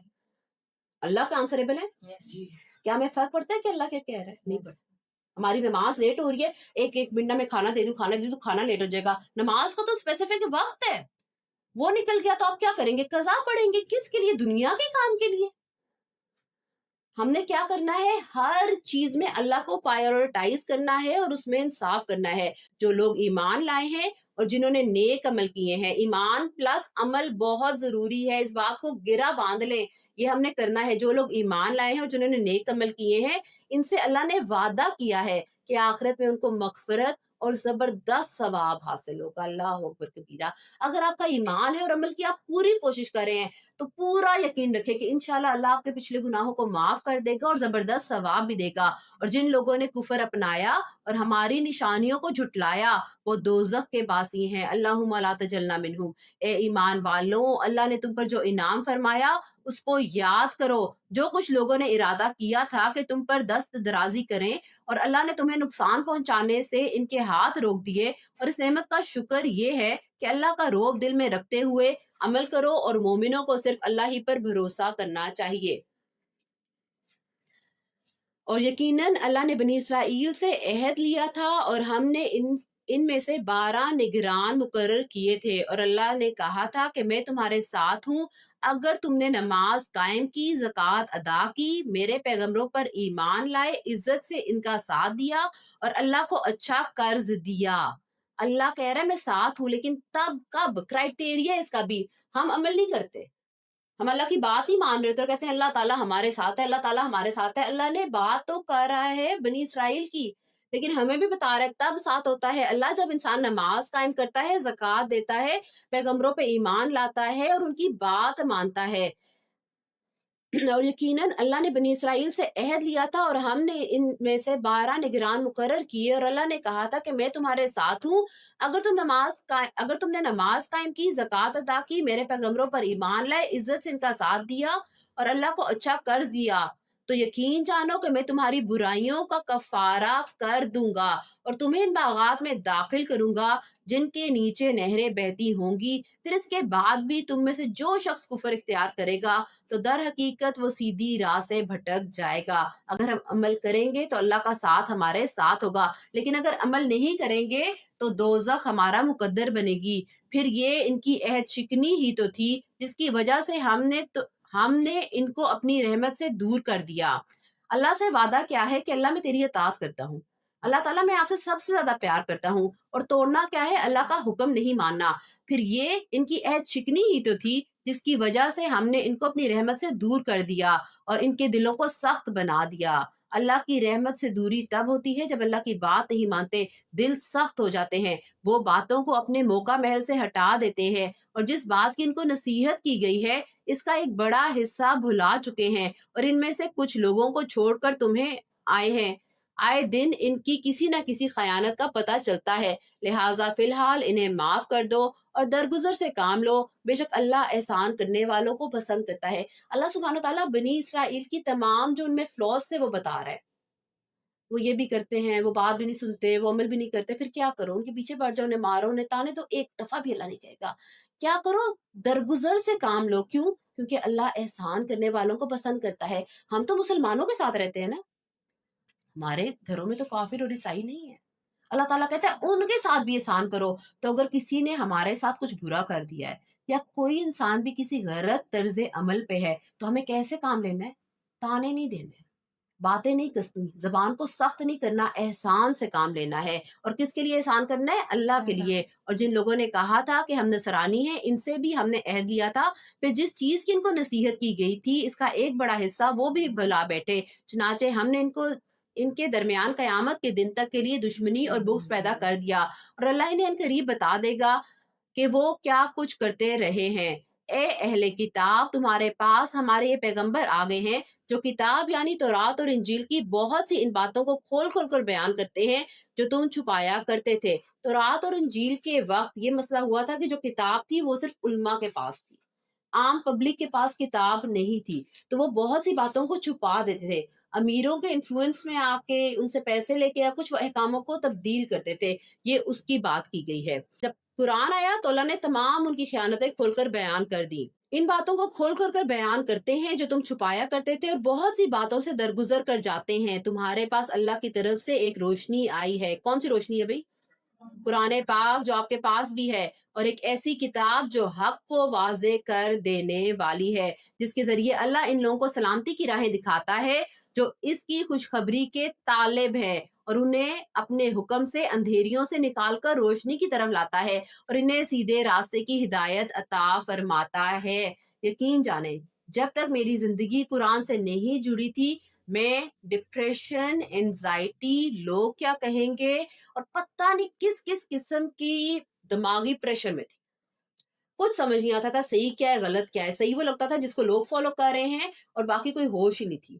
یہ کتاب اگر آپ نے تھام لی اور اس پہ عمل کرنا شروع کر دیا، آپ کو ساری دنیا کی فکریں ختم ہو جائیں گی. جن لوگوں نے یہ کہا ہے کہ اللہ ہی مسیح بن مریم ہے، وہ یقیناً کافر ہو گئے. اے نبی ان سے کہہ دو کہ اگر اللہ مسیح بن مریم کو اور ان کی ماں کو اور زمین میں جتنے لوگ ہیں ان سب کو ہلاک کرنا چاہے تو کون ہے جو اللہ کے مقابلے میں کچھ کرنے کی ذرا بھی طاقت رکھتا ہو؟ تمام آسمانوں اور زمین پر اور ان کے درمیان جو کچھ موجود ہے اس پر تنہا ملکیت اللہ ہی کی ہے. وہ جو چیز چاہتا ہے پیدا کرتا ہے اور اللہ ہر چیز پر پوری قدرت رکھتا ہے. بار بار اللہ تعالیٰ اس بارے میں ہمیں بتا رہے ہیں all authority belongs to me. کسی اور کی اتھارٹی نہیں ہے. یہود و نصارہ کہتے ہیں ہم اللہ کے بیٹے اور اس کے دوست ہیں. ان سے کہو کہ پھر اللہ تمہارے گناہوں کی وجہ سے تمہیں سزا کیوں دیتا ہے؟ نہیں، بلکہ تم انہی انسانوں کی طرح انسان ہو جس نے پیدا کیے ہیں. وہ جس کو چاہتا ہے بخش دیتا ہے اور جس کو چاہتا ہے عذاب دیتا ہے. آسمان اور زمین پر اور اس کے درمیان جو کچھ موجود ہے اس پر تنہا ملکیت اللہ ہی کی ہے اور اسی کی طرف سب کو لوٹ کر جانا ہے. اب ایک واقعہ ہمیں سیرت میں ملتا ہے جو بہت ہی پیارا واقعہ ہے کہ آپ صلی اللہ علیہ وسلم اپنے اصحاب کی جماعت کے ساتھ ایک راستے سے گزر رہے تھے. تو ایک چھوٹا سا بچہ راستے میں کھیل رہا تھا. اس کی ماں نے دیکھا کہ ایک جماعت آ رہی ہے تو وہ گھبرا گئی. اس نے کہا میرے بچے کو روند کے نہ چلی جائے. بھاگی آئی، بولی میرا بچہ، اور جلدی سے آ کے اس کو اٹھا لیا. صحابہ کرام رضی اللہ تعالیٰ عنہم نے جب یہ دیکھا تو انہوں نے فرمایا رسول اللہ صلی اللہ علیہ وسلم یہ عورت اپنے بچے کو کبھی بھی آگ میں نہیں ڈال سکتی. آپ صلی اللہ علیہ وسلم نے فرمایا ٹھیک کہہ رہے ہو، اللہ بھی اپنے پیارے بندوں کو ہرگز جہنم میں لے کر نہیں جائے گا. آپ اللہ کی طرف ایک قدم بڑھا کے تو دیکھیں، آپ اللہ کو ایک مان کے بھی تو دیکھیں. اللہ سبحانہ تعالیٰ کبھی آپ کو جہنم کی طرف نہیں لے کے جائے گا. اے اہل کتاب، تمہارے پاس ہمارے پیغمبر ایسے وقت دین کی وضاحت کرنے آئے ہیں جب پیغمبروں کی آمد ہو چکی تھی. آپ صلی اللہ علیہ وسلم کی آمد سے پہلے بہت عرصے تک کوئی پیغمبر نہیں آئے تھے.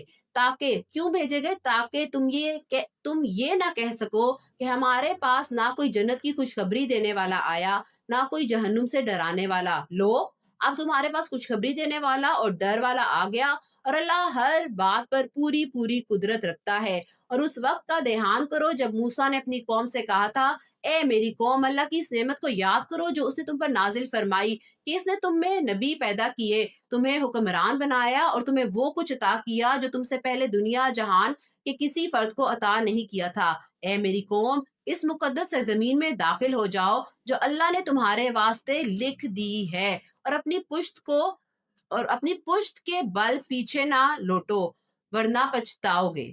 اللہ نے کتنی نعمتیں دی تھی بنی اسرائیل کو. من و سلوہ دیا، بادل سے سایہ کیا اور ہر طرح کی نعمتیں دی.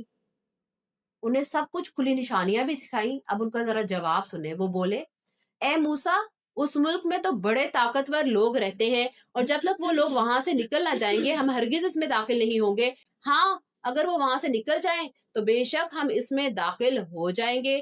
جو لوگ خدا کا خوف رکھتے تھے ان میں سے 2 مرد جن کو اللہ اپنے فضل سے نواز چکا تھا بول اٹھے تم ان پر چڑھائی کر کے شہر کے دروازے میں گھس تو جاؤ. جب گھس جاؤ گے تو تم ہی غالب رہو گے اور اپنا بھروسہ صرف اللہ پر رکھو اگر تم واقعی صاحب ایمان ہو. وہ کہنے لگے اے موسیٰ، جب تک وہ لوگ اس ملک میں موجود ہیں ہم ہرگز اس میں قدم نہیں رکھیں گے. اگر تو ان سے لڑتا ہے تو بس تم اور تمہارا رب چلے جاؤ اور ان سے لڑو، ہم تو یہیں بیٹھے ہیں. سوال پہ سوال، ایکسکیوز پہ ایکسکیوز اور ریزنز کے ایسا ہو جائے گا تو ہم یہ کریں گے. کیا ہم اللہ کو یہ کہہ سکتے ہیں کہ اللہ تعالیٰ آپ یہ کر دیں گے تو پھر میں یہ کروں گی؟ نہیں ہم کر سکتے. اور جو ہمیں حکم دیا ہے ہم نے فوراً ماننا ہے. موسیٰ نے کہا اے میرے پروردگار، سوائے میری اپنی جان کے اور میرے بھائی کے کوئی میرے قابو میں نہیں. اب آپ ہمارے اور ان نافرمان لوگوں کے درمیان الگ الگ فیصلہ کر دیجئے. اللہ نے کہا اچھا. تو وہ سرزمین ان پر 40 سال تک حرام کر دی گئی. یہ اس دوران زمین میں بھٹکتے پھریں گے. تو اے موسیٰ، اب تم بھی ان نافرمان لوگوں پر ترس مت کھانا. جن لوگوں کو آپ بار بار اللہ کی طرف بلاتے ہیں اگر وہ اللہ کی طرف نہیں آتے تو آپ نے ان پہ ایکسٹرا ترس کھا کے اپنی حدودوں کو کراس نہیں کرنا. بہت دفعہ کوئی رشتے ہمارے ساتھ ایسے اٹیچ ہوتے ہیں جو اللہ سے دور ہوتے ہیں، ہم انہیں پروٹیکٹ کرتے کرتے اپنی حدیں بھی پھلانگ دیتے ہیں. ایسا ہرگز نہیں کرنا. آگے حابیل اور قابیل کا واقعہ ہے، اور اے پیغمبر ان کے سامنے آدم کے 2 بیٹوں کا واقعہ ٹھیک پڑھ کر سناؤ. جب دونوں نے ایک ایک قربانی پیش کی تھی اور ان میں سے ایک کی قربانی قبول ہو گئی اور دوسرے کی قبول نہ ہوئی. اس دوسرے نے پہلے سے کہا کہ میں تجھے قتل کر ڈالوں گا. پہلے نے کہا کہ اللہ تو ان لوگوں سے قربانی قبول کرتا ہے جو متقی ہوں. اگر تم نے مجھے قتل کرنے کو اپنا ہاتھ بڑھایا تب بھی میں تمہیں قتل کرنے کو اپنا ہاتھ نہیں بڑھاؤں گا. میں تو اللہ رب العالمین سے ڈرتا ہوں. میں تو یہ چاہتا ہوں کہ انجام کار تم اپنے اور میرے دونوں کے گناہ میں پکڑے جاؤ اور دوزخیوں میں شامل ہو، اور یہی ظالموں کی سزا ہے۔ آخرکار اس کے نفس نے، برائی ہمیشہ کہاں سے آتی ہے؟ اپنے نفس سے۔ آخرکار اس کے نفس نے اس کو اپنے بھائی کے قتل پر آمادہ کر لیا، چنانچہ اس نے اپنے بھائی کو قتل کر ڈالا اور نامرادوں میں شامل ہو گیا۔ پھر اللہ نے ایک کوا بھیجا جو زمین کھودنے لگا تاکہ اسے دکھائے کہ وہ اپنے بھائی کی لاش کیسے چھپائے۔ یہ دیکھ کر وہ بولا، ہائے افسوس، کیا میں اس کوے جیسا بھی نہ ہو سکا کہ اپنے بھائی کی لاش چھپا دیتا۔ اس طرح بعد میں وہ بڑا شرمندہ ہوا۔ حضرت آدم علیہ السلام کے 2 بیٹے تھے، ایک کا نام تھا حابیل اور قابیل۔ اللہ کے حکم سے دونوں نے قربانی پیش کی۔ حابیل نے خلوص نیت اور تقوی کے ساتھ اپنی بہترین چیز اللہ کی راہ میں پیش کی۔ قابیل نے تنگ دلی کے ساتھ اور حسد کے ساتھ اپنی کمتر چیز اللہ کے سامنے پیش کی۔ اللہ تعالیٰ نے حابیل کی قربانی قبول فرما لی اور قابیل کی نہیں۔ یہی بات قابیل کے دل میں حسد اور غصے کی آگ بھڑکا گئی، حتیٰ کہ اس نے اپنے بھائی کو قتل کرنے کا فیصلہ کر دیا۔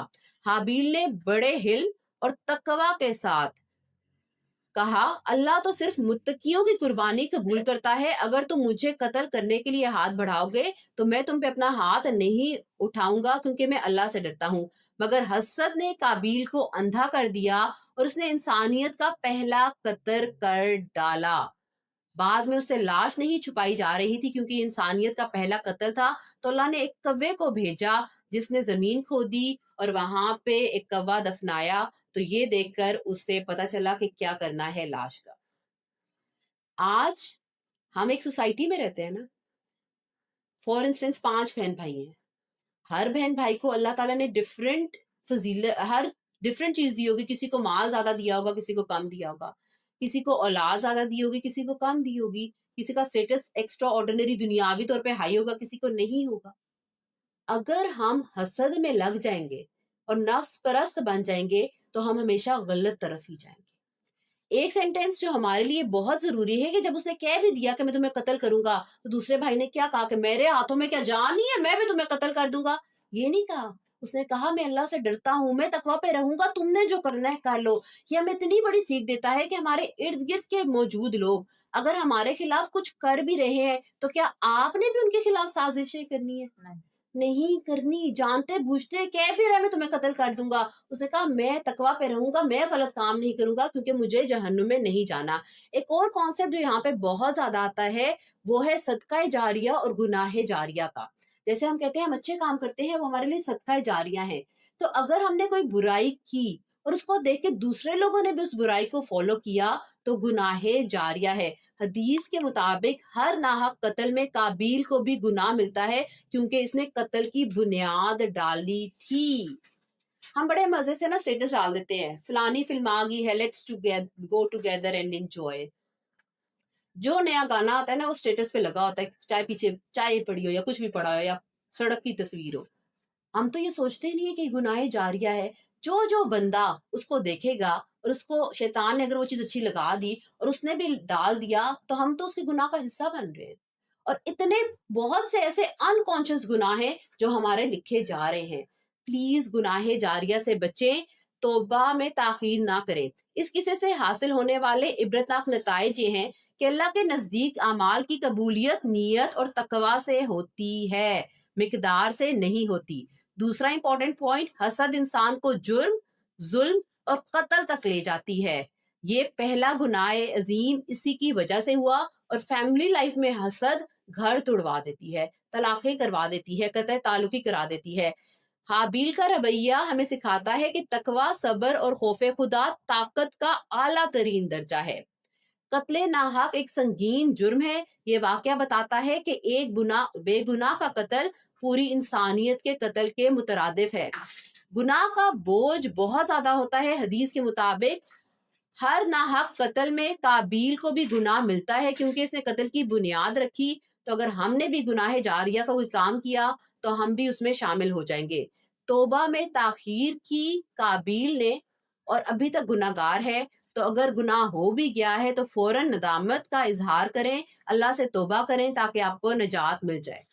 اسی وجہ سے ہم نے بنی اسرائیل کو یہ فرمان لکھ دیا تھا کہ جو کوئی کسی کو قتل کرے جبکہ یہ تل نہ کسی اور جان کا بدلہ لینے کے لیے ہو، بلکہ جبکہ یہ قتل نہ کسی اور جان کا بدلہ لینے کے لیے ہو اور نہ کسی کے زمین میں فساد پھیلانے کی وجہ سے ہو، تو یہ ایسا ہے جیسے اسے تمام انسانوں کا قتل کر دیا، اور جو شخص کسی کی جان بچائے تو یہ ایسا ہے جیسے اسے تمام انسانوں کی جان بچا لی۔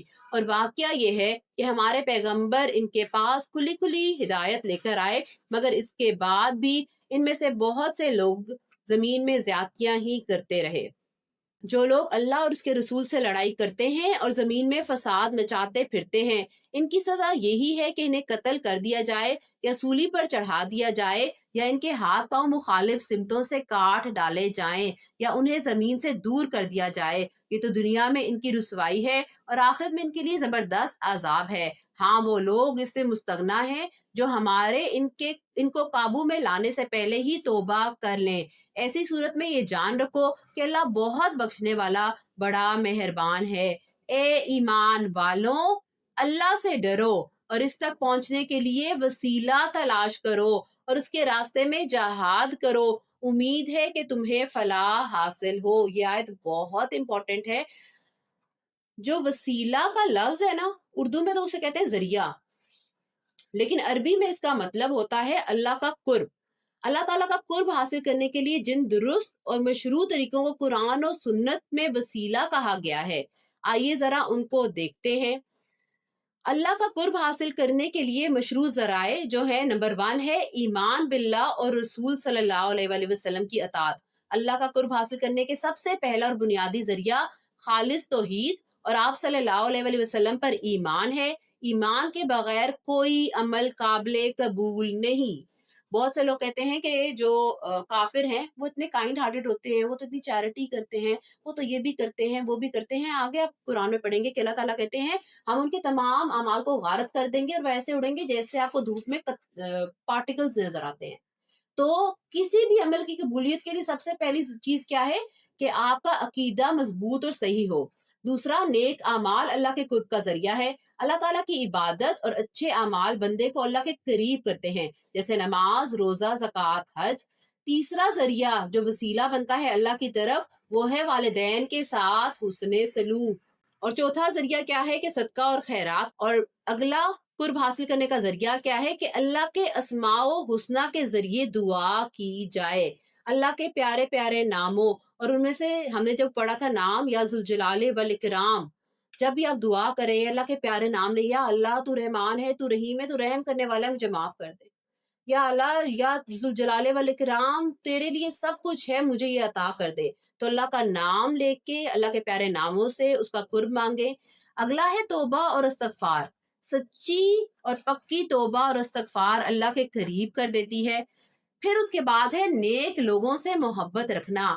آج ہماری محبتیں لوگوں سے اس لیے ہو گئی کہ وہ میرا فلانا کام کر دے گی، میری PR بن جائے گی، میں فلاں جاؤں گی نا تو مجھے بڑے لوگ سٹیٹس والا سمجھیں گے۔ نہیں، محبت کرنی ہے لوگوں سے، کس کے لیے؟ اللہ کے لیے۔ اور پھر ہے نیک لوگوں سے محبت کرنا اور ان کی صحبت اختیار کرنا اور ان سے دعا کی درخواست کرنا۔ اب کون سے وہ طریقے ہیں جو اللہ کے قرب سے دور کرتے ہیں؟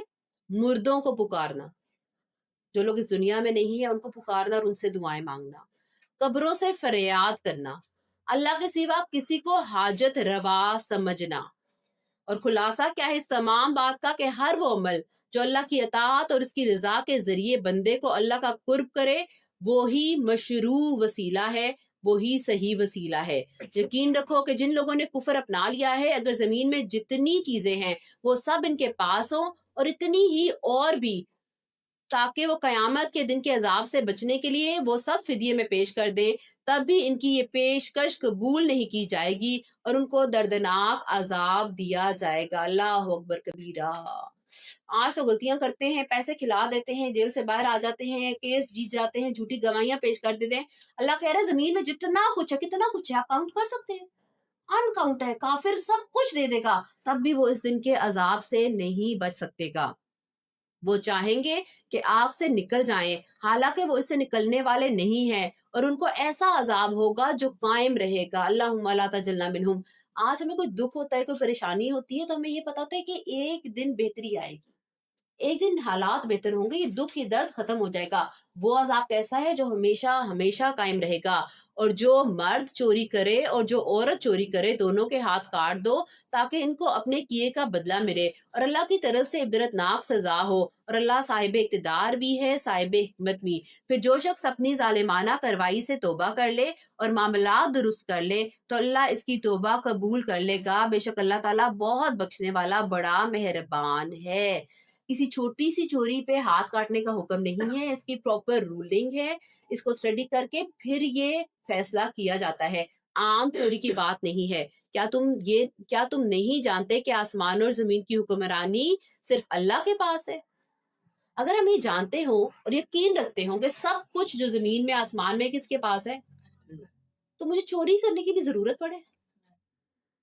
اللہ کے پاس ہے، میں اللہ سے مانگوں گی، اللہ مجھے دے دے گا۔ میرا اتنا پکا یقین اور توکل ہونا چاہیے کہ اللہ جب سب چیز کا مالک ہے وہ مجھے دے دے گا۔ چوری انسان تب کرتا ہے جب اس کو یقین نہیں ہوتا، جب اسے لگتا ہے کہ اللہ تعالیٰ کے اختیار میں نہیں ہے وہ اسے دے، اس طرح بھی وہ اللہ کی کفران نعمت کر رہا ہوتا ہے۔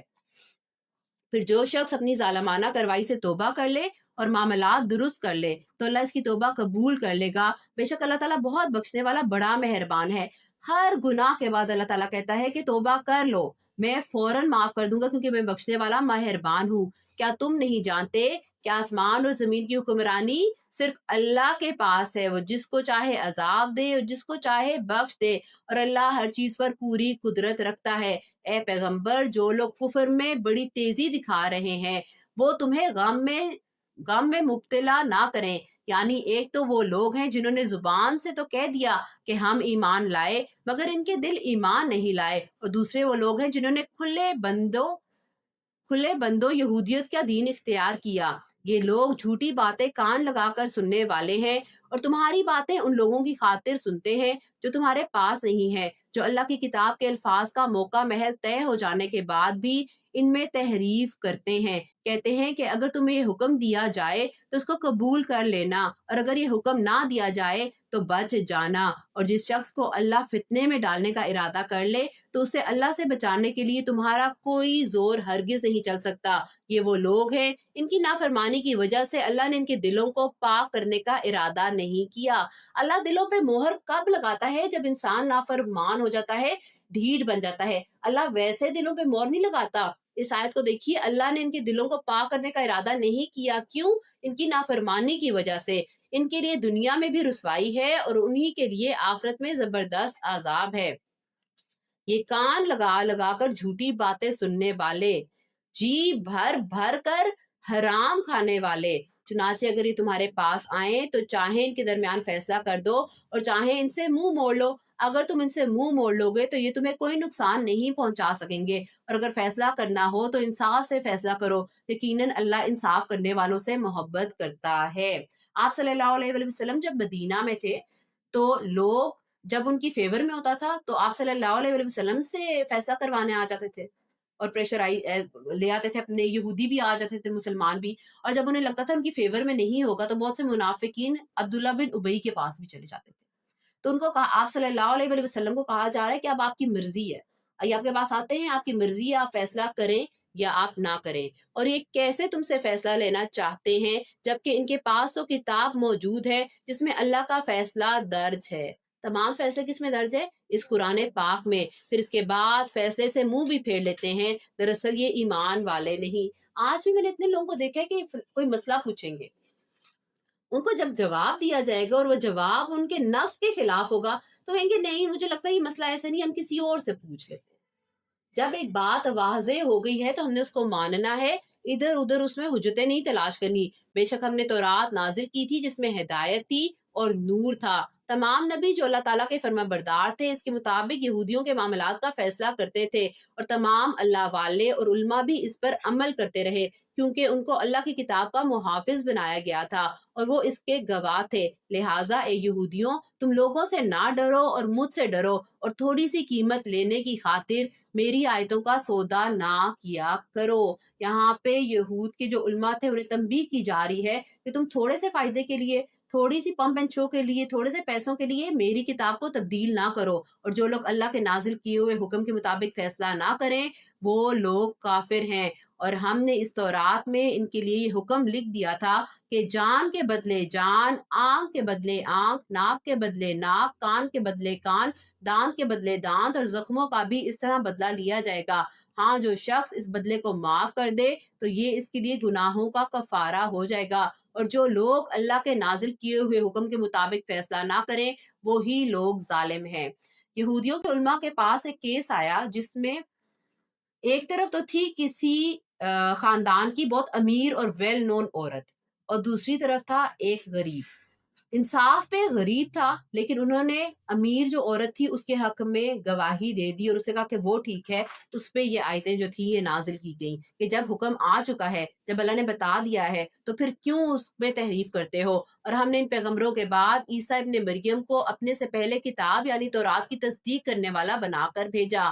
حضرت عیسیٰ علیہ السلام کیا کرنے آئے تھے؟ کتاب کی تصدیق کرنے، رسول بنا کے بھیجے گئے تھے، اور ہم نے ان کو انجیل عطا کی جس میں ہدایت تھی اور نور تھا، اور جو اپنے سے پہلے کتاب یعنی تورات کی تصدیق کرنے والی اور متقیوں کے لیے سراپائے ہدایت اور نصیحت بن کے آئی تھی۔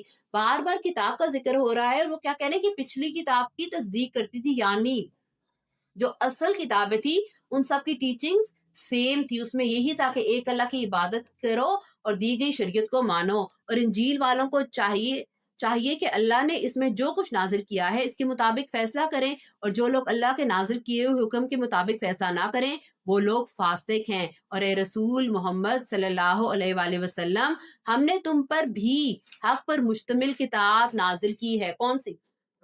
قرآن پاک، جو اپنے سے پہلے کتابوں کی تصدیق کرتی ہے اور ان کی نگہبان ہے، لہٰذا ان لوگوں کے درمیان اسی حکم کے مطابق فیصلہ کرو جو اللہ نے نازل کیا ہے، اور جو حق بات تمہارے پاس آ گئی ہے اسے چھوڑ کر ان کی خواہشات کے پیچھے نہ چلو۔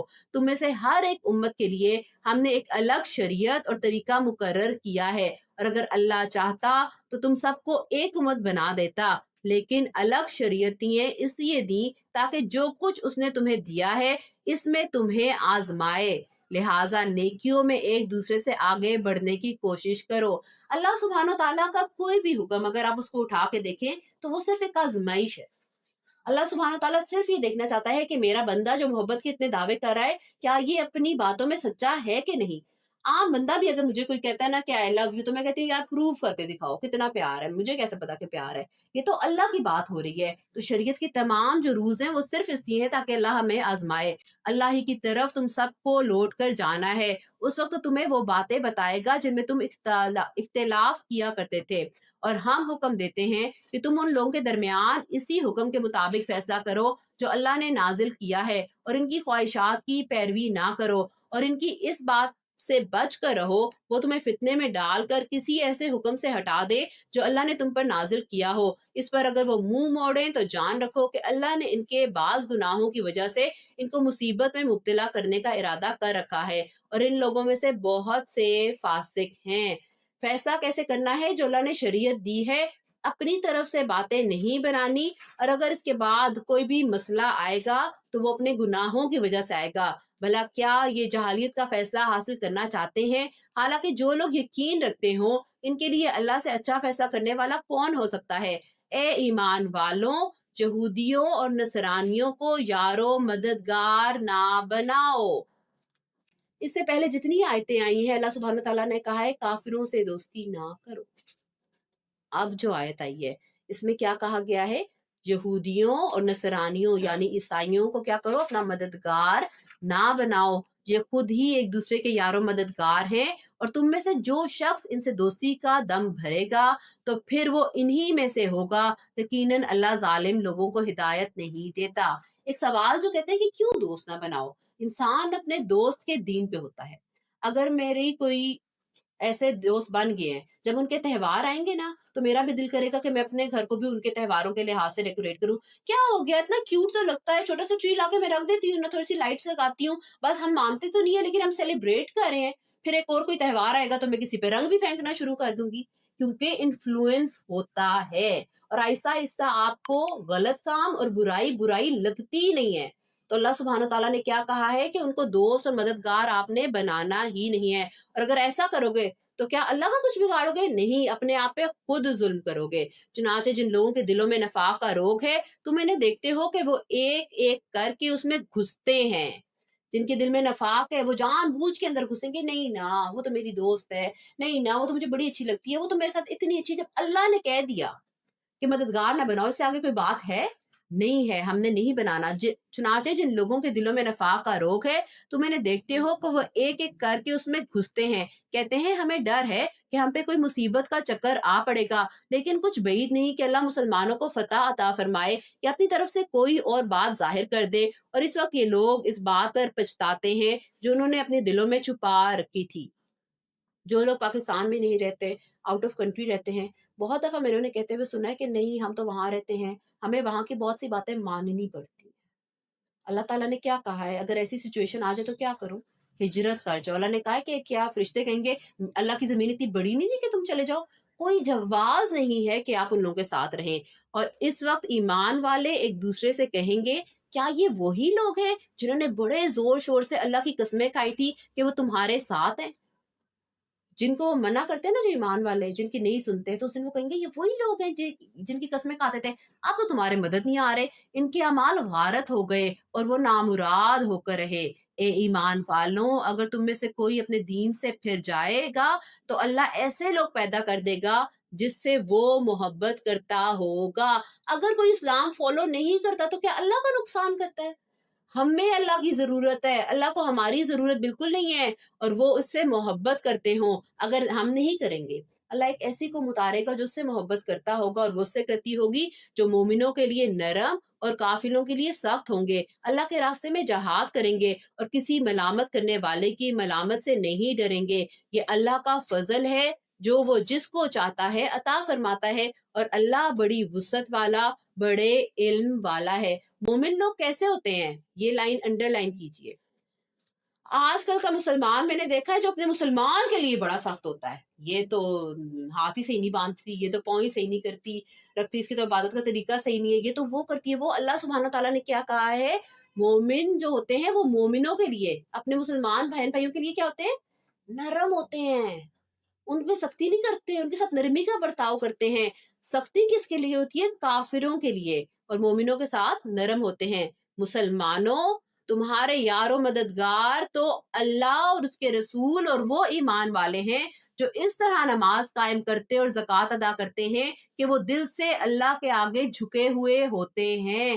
ان کو نماز بھاری نہیں لگتی، ان کو انتظار ہوتا ہے کہ اذان کب ہوگی، وہ پہلے سے وضو کر کے بیٹھ لیتے ہیں۔ ان کو مال دینا دل پہ بوجھ نہیں لگتا، وہ کہتے ہیں نہیں ہمارا مال پاک ہو رہا ہے، وہ زکوٰۃ کا انتظام کرتے ہیں۔ اور جو لوگ اللہ اور اس کے رسول کو اور ایمان والوں کو دوست بنائے، کس کو دوست بنانا ہے؟ سب سے پہلے اللہ، پھر اس کا رسول، پھر ایمان والے لوگ جو اللہ والے لوگ ہیں ان سے دوستی کریں۔ اور جو اللہ اور اس کے رسول اور ایمان والوں کو دوست بنائے تو وہ اللہ کی جماعت میں شامل ہو جاتا ہے، اور اللہ کی جماعت ہی غلبہ پانے والی ہے۔ کرائٹیریا آف دوستی کیا ہے؟ اللہ والے سے دوستی کرو، ایسے بندے سے کرو جس سے اللہ سے ڈر لگتا ہو، جو رسول کی اتباع کرتا ہو اور خود بھی پریکٹسنگ مسلم ہو۔ اے ایمان والوں، جن لوگوں کو تم سے پہلے کتاب دی گئی تھی، ان میں سے ایسے لوگوں کو جنہوں نے تمہارے دین کو مذاق اور کھیل بنا رکھا ہے، اور کافروں کو یار و مددگار نہ بناؤ، اور اگر تم واقعی صاحب ایمان ہو تو اللہ سے ڈرتے رہو۔ لوگوں سے مت ڈرو، یہ مت ڈر کے کہ میری جاب چلی جائے گی، مجھے پیسے نہیں ملیں گے۔ ہم یہی سوچ سوچ کے شیطان مفلسی کے خدشے ڈالتا رہتا ہے، ہم غلط طرف چل جاتے ہیں۔ ڈرنا کس سے ہے؟ اللہ سے۔ اور جب تم نماز کے لیے لوگوں کو پکارتے ہو تو وہ اس پکار کو مذاق اور کھیل کا نشانہ بناتے ہیں۔ یہ سب حرکتیں اس وجہ سے ہیں کہ ان لوگوں کو عقل نہیں ہے۔ تم ان سے کہو کہ اے اہل کتاب، تمہیں اس کے سوا ہماری کون سی بات بری لگتی ہے کہ ہم اللہ پر اور جو کلام ہم پر اتارا گیا ہے اس پر اور جو پہلے اتارا گیا تھا اس پر ایمان لے آئے ہیں، جبکہ تم میں سے اکثر لوگ نافرمان ہیں۔ اے پیغمبر، ان سے کہو کیا میں تمہیں بتاؤں کہ جس بات کو تم برا سمجھ رہے ہو اس سے زیادہ برے انجام والے کون ہیں؟ یہ وہ لوگ ہیں جن پر اللہ نے پھٹکار ڈال دی، جن پر اپنا غضب نازل کیا، جن میں سے لوگوں کو بندر اور سور بنایا، اور جنہوں نے شیطان کی پرستش کی، وہ لوگ ہیں جن کا ٹھکانہ بھی بدترین ہے اور وہ سیدھے راستے سے بہت بھٹکے ہوئے ہیں۔ اللہم لا تجلنا منہم، اللہ سبحانہ تعالیٰ ہمیں ان تمام لوگوں سے دور رکھے اور کبھی ان میں شامل نہ کرے۔ اور جب یہ تمہارے پاس آتے ہیں تو کہتے ہیں ہم ایمان لے آئے ہیں، حالانکہ یہ کفر لے کر ہی آئے ہیں اور اسی کفر کو لے کر باہر نکلتے ہیں، اور اللہ خوب جانتا ہے یہ کیا کچھ چھپاتے رہتے ہیں۔ اور ان میں سے بہت سو کو تم دیکھو گے وہ گناہ، ظلم اور حرام خوری میں لپک لپک کر آگے بڑھتے ہیں۔ گناہ ہی نہیں لگتا، یہ سٹیج آ جاتی دل کی، اتنے ٹھپے کالے لگ چکے ہوتے ہیں کہ گناہ ہی نہیں لگتا، اور گناہ کی طرف، ظلم کی طرف اور حرام خوری کی طرف آگے بڑھ بڑھ کے اس میں حصہ لیتے ہیں۔ سچ تو یہ ہے کہ جو حرکتیں یہ کرتے ہیں وہ نہایت بری ہیں۔ ان کے مشائخ اور علماء ان کو گناہ کی باتیں کہنے اور حرام کھانے سے آخر کیوں منع نہیں کرتے؟ اب علماء سے سوال کیا گیا ہے۔ پچھلے پارے میں اللہ نے کہا کہ ایک جماعت ایسی مقرر کر لو جو امر بالمعروف اور نہی عن المنکر کرے، پھر کہا کہ تمام لوگ جو ہے امت ہے وہ یہ کام کرے۔ اب وہ کہہ رہے ہیں کہ جو علماء ہیں اور یہ پریزنٹ دور کے بھی جو لوگ ہیں جن کے ہاتھ میں اتھارٹی ہے، وہ کیوں نہیں کرتے کہ ان کو گناہ کرنے سے روکیں؟ حقیقت یہ ہے کہ ان کا یہ طرز عمل نہایت برا ہے۔ اور یہودی کہتے ہیں کہ اللہ کے ہاتھ بندھے ہوئے ہیں، ہاتھ تو خود ان کے بندھے ہوئے ہیں، اور جو بات انہوں نے کہی ہے اس کی وجہ سے اس پر لعنت الگ پڑی ہے، ورنہ اللہ کے دونوں ہاتھ پوری طرح کشادہ ہیں، وہ جس طرح چاہتا ہے خرچ کرتا ہے۔ اے پیغمبر، جو وحی تم پر نازل کی گئی ہے وہ اس میں سے بہت سو کی سرکشی اور کفر میں مزید اضافہ کر کے رہے گی، اور ہم نے اس کی درمیان قیامت کے دن تک کے لیے عداوت اور بغض پیدا کر دیا ہے۔ یضل بہ کثیرا ویہدی بہ کثیرا، اللہ نے کہا ہے یہ کلام بہت سے لوگوں کے لیے کیا ہے؟ ہدایت، اور بہت سے لوگ جو دل سے نہیں مانیں گے ان کے لیے گمراہی ہے۔ جب کبھی یہ جنگ کی آگ بھڑکاتے ہیں اللہ اس کو بجھا دیتا ہے اور زمین میں فساد مچاتے پھرتے ہیں، جبکہ اللہ فساد مچانے والوں کو پسند نہیں کرتا۔ Being woman, being the authority of the house, ہم لوگوں نے پوری کوشش کرنی ہے ہمارے گھروں میں فساد نہ ہو۔ ہم بڑے لیول پہ تو کچھ نہیں کر سکتے نا، لیکن اپنے گھر کے لیول پہ اگر آپ صبر کرتے ہیں، خاموش رہتے ہیں، فساد کو اوائڈ کرتے ہیں، آپ کو بہت ثواب ملے گا۔ اگر اہل کتاب ایمان لے آتے اور تقوی اختیار کرتے تو ہم ضرور ان کی برائیاں معاف کر دیتے اور انہیں ضرور آرام و راحت کے باغات میں داخل کرتے، اور اگر وہ تورات اور انجیل اور جو کتاب ان کے پاس ان کے رب کی طرف سے بھیجی گئی ہے اس کی ٹھیک ٹھیک پابندی کرتے تو وہ اپنے اوپر اور اپنے پاؤں کے نیچے ہر طرف سے اللہ کا رزق کھاتے۔ اگرچہ ان میں ایک جماعت راہ راست پر چلنے والی بھی ہے، مگر ان میں سے بہت سے لوگ ایسے ہی ہیں کہ ان کے اعمال خراب ہیں۔ یہ بات ہمیں بتا رہی ہے کہ آج بھی جو اللہ نے ہمیں شریعت دے دی ہے، اگر ہم اسے پوری طرح مانیں گے تو یہ مت سمجھیں کہ آپ دنیا سے محروم ہو جائیں گے۔ اللہ سبحانہ و تعالیٰ رازق ہے، وہ اوپر سے نیچے سے اپنی نعمتیں برسائے گا، اور سب سے بڑی نعمت ہے ہدایت اور دل کا سکون۔ جس کو اللہ ہدایت دیتا ہے اس سے اللہ کے نعت دے دیتا ہے، دل کا سکون دے دیتا ہے، اور اس کی زندگی آسان ہو جاتی ہے۔ تو اللہ کی روڈ فالو کرنے سے آپ کبھی بھی خسارے کا سودا نہیں کریں گے۔ اے رسول، جو کچھ تمہارے رب کی طرف سے تم پر نازل کیا گیا ہے اس کی تبلیغ کرو، اور اگر ایسا نہیں کرو گے تو اس کا مطلب یہ ہوگا کہ تم نے اللہ کا پیغام نہیں پہنچایا، اور اللہ تمہیں لوگوں کی سازشوں سے بچائے گا۔ یقین رکھو کہ اللہ کافر لوگوں کو ہدایت نہیں دیتا۔ آپ صلی اللہ علیہ وآلہ وسلم کو کہا گیا ہے کہ آپ نے پیغام پہنچانا ہے، اور ہم کون ہیں؟ امت محمدیہ، آخری امت، امت وسط کا ٹائٹل دیا گیا ہے۔ کیا اب کوئی نبی آئے گا؟ اب یہ ذمہ داری کس کی ہے؟ ہماری۔ کہتے ہیں سوال کیا جاتا ہے کہ ہم کیا کریں، تبلیغ کے لیے کیسے جائیں؟ بھئی سب سے پہلے تو اپنا آپ ٹھیک کرو، اپنی ڈائریکشن ٹھیک کرو، اپنے اندر سے خرابیوں کو نکالو۔ دوسرا، آپ کو پورا گھر دے دیا گیا ہے، آپ کے گھر میں جتنے لوگ ہیں آپ اپنے عمل سے، اخلاق سے ان کو ٹھیک کریں۔ پھر اگر اللہ آپ کو موقع دیتا ہے پھر آپ آگے سوسائٹی میں بھی کام کریں، لیکن گھر کا ٹھیک ہونا بہت ضروری ہے۔ کہہ دو کہ اے اہل کتاب، جب تک تم تورات اور انجیل پر اور جو کچھ کتاب تمہارے پروردگار کی طرف سے تمہارے پاس بھیجی گئی ہے اس کی پوری پابندی نہیں کرو گے، ہائی لائٹ کریں، تمام کتابوں کا کہہ دیا گیا، اور کیا کہا؟ اس کی پوری پابندی نہیں کرو گے تمہاری کوئی بنیاد نہیں ہوگی. اگر میں پک اینڈ چوز کروں گی یہ ہے کام میں مان لیتی ہوں, یہ تو جب میں بوڑھی ہوں گی تب مانوں گی, یہ میں ابھی کر لیتی ہوں, یہ تو ابھی مشکل ہے یہ نہیں کروں گی, تو کیا میری بنیادیں, میرے عقیدہ, میرے چیز ہوگی مکمل؟ نہیں. اللہ کہہ رہا ہے اگر تم پک اینڈ چوز کرو گے, پوری نہیں مانو گے, تو تمہاری بنیاد نہیں ہوگی جس پر تم کھڑے ہو سکو. اور اے رسول, جو وہی اپنے پروردگار کی طرف سے تم پر نازل کی گئی ہے وہ ان میں سے بہت سو کی سرکشی اور کفر میں مزید اضافہ کر رہی ہے. جو نہیں مانتے وہ ifs اینڈ بٹس اور کوسچنز میں پڑے رہتے ہیں اور سرکش ہو جاتے ہیں. لہٰذا تم ان کافر لوگوں پر افسوس مت کرنا. ہمیں بھی ایک رول سکھایا گیا ہے. ہمارا کام کیا ہے؟ اپنے اوپر جبر کرنا, اپنے اوپر امپلیمنٹ کرنا, لوگوں کو پیغام پہنچانا, اور اس کے بعد اگر وہ عمل نہیں کرے تو اس غم میں اپنے عمل کو نہیں روک دینا, اپنے آپ کو آگے بڑھانا ہے. حق تو یہ ہے کہ جو لوگ بھی, خواہ وہ مسلم ہو یا یہودی یا صابی یا نصرانی, اللہ اور آخرت کے دن پر ایمان لے آئیں گے اور بس بہت اتنا نہیں, اور نیک عمل کریں گے, ان کو نہ کوئی خوف ہوگا نہ وہ کسی غم میں مبتلا ہوں گے. ہم نے بنی اسرائیل سے عہد لیا تھا اور ان کے پاس رسول بھیجے تھے. جب کوئی رسول ان کے پاس کوئی ایسی بات لے کر آتا جس کو ان کا دل نہیں چاہتا تھا, تو کچھ رسولوں کو انہوں نے جھٹلایا اور کچھ کو قتل کر دیا. آج بھی جس آیت پہ ہمارا دل نہیں ہوتا, یار یہ تو نہیں میں فالو کر سکتی, تو ہم کہتے ہیں نہیں یہ ایسے نہیں ہے, یہ ویسے ہے. بات تو بنی اسرائیل کی ہے, لیکن بہت سی چیزیں آج کا مسلمان بھی کر رہا, اور وہ یہ سمجھ بیٹھے کہ کوئی پکڑ نہیں ہوگی, اس لیے اندھے بہرے بن گئے. آج قرآن ہر گھر میں موجود ہے, 200+ لوگ کمیونٹی میں ہیں, بہت سے لوگوں کو پرسنل انویٹیشنز گئے ہیں, لیکن صرف گنے چنے چند لوگ اس کی طرف آتے ہیں. کیوں؟ کیونکہ اندھے بہرے بن گئے ہیں.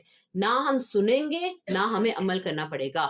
پھر اللہ نے ان کی توبہ قبول کی تو ان میں سے بہت سے پھر اندھے بہرے بن گئے. پھر اللہ نے موقع دیا, زندگی دے دی, اگلا رمضان آ گیا, سن لو اب تو قرآن سن لو, پھر اندھے بہرے بن گئے. اور اللہ ان کے تمام اعمال کو خوب دیکھ رہا ہے.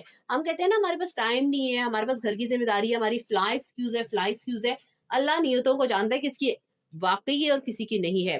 وہ لوگ یقیناً کافر ہو چکے ہیں جنہوں نے یہ کہا ہے کہ اللہ مسیح عیسیٰ ابن مریم ہی ہے, حالانکہ مسیح نے تو یہ کہا تھا کہ اے بنی اسرائیل اللہ کی عبادت کرو, جو میرا بھی پروردگار ہے تمہارا بھی پروردگار ہے. یقین جانو کہ جو شخص اللہ کے ساتھ کسی کو شریک ٹھہرائے, اللہ نے اس کے لیے جنت حرام کر دی ہے اور اس کا ٹھکانہ جہنم ہے. اور جو لوگ یہ ظلم کرتے ہیں ان کو کسی قسم کی یار و مددگار میسر نہیں آئیں گے. جو لوگ بھی یقیناً کافر ہو چکے ہیں جنہوں نے یہ کہا ہے اللہ 3 میں سے تیسرا ہے, یہ ٹرینٹی کا کانسیپٹ ہے, حالانکہ ایک خدا کے سوا کوئی خدا نہیں. اور اگر یہ لوگ اپنی اس بات سے باز نہ آئے تو ان میں سے جن لوگوں نے ایسا کفر کا ارتکاب کیا ہے ان کو دردناک عذاب پکڑ کر رہے گا. کیا پھر بھی یہ لوگ معافی کے لیے اللہ کی طرف رجوع نہیں کریں اور اس سے مغفرت نہیں مانگے؟ حالانکہ اللہ بہت بخشنے والا بڑا مہربان ہے.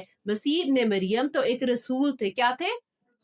ایک رسول تھے. رسول کا مطلب ہوتا ہے پیغام پہنچانے والا, اس سے زیادہ کچھ نہیں. ان سے پہلے بھی بہت سے رسول گزر چکے ہیں اور ان کی ماں صدیقہ تھیں, یہ دونوں کھانا کھاتے تھے. دیکھو ہم ان کے سامنے کس طرح کھول کھول کر نشانیاں واضح کر رہے ہیں.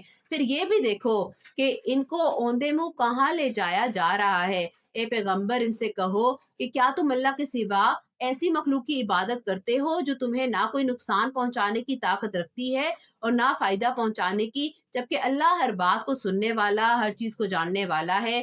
اور ان سے یہ بھی کہو کہ اہل کتاب اپنے دین میں ناحق غلو نہ کرو, ایگزیجریشن نہیں کرنی, دین کے احکاموں کو اپنی مرضی سے ایگزیجریٹ نہیں کرنا, اور ان لوگوں کی خواہشات کے پیچھے نہ چلو جو پہلے خود بھی گمراہ ہوئے, بہت سے دوسروں کو بھی گمراہ کیا اور سیدھے راستے سے بھٹک گئے. بنی اسرائیل کے جو لوگ کافر ہوئے ان پر داؤد اور عیسیٰ ابن مریم کی زبان سے لعنت بھیجی گئی ہے.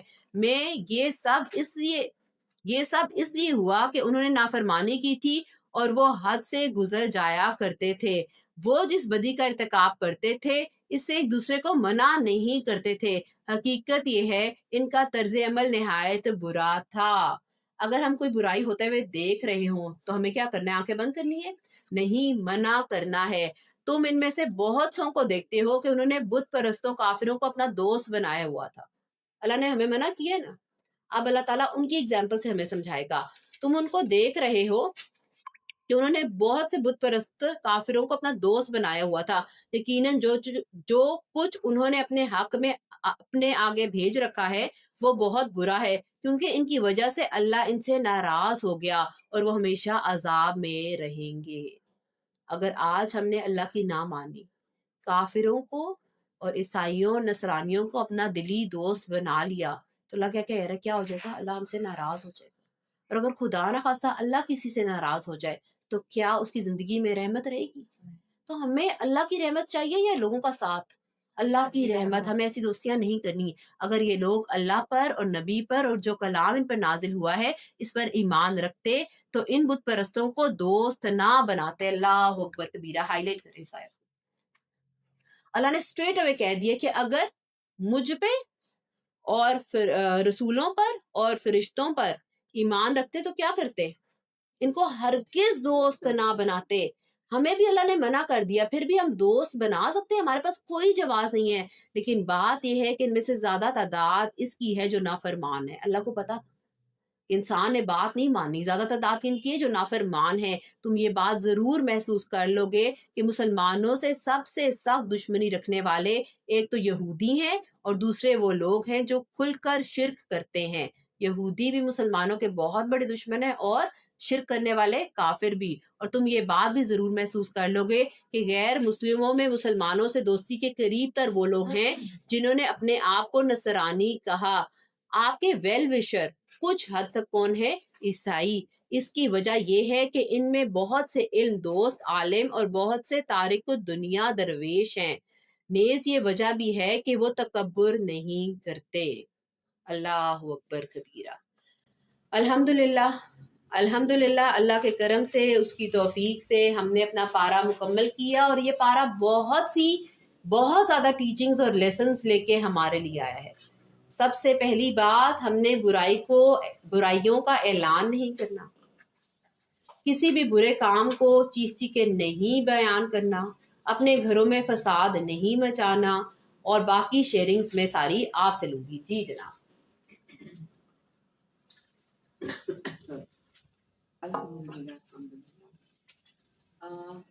ماشاء اللہ اس میں بہت سے پوائنٹس ہیں، لیکن جو ایک خوبصورت پوائنٹ وہ میں دل کے قریب آیا ہے کہ ہم لوگ اکثر لوگوں کے اوپر جو ان کا عیب دیکھ کے نہ دل میں اس کو کرتے ہیں، دوسروں کو جا کے بتاتے ہیں اس نے یہ کیا اس نے یہ کیا.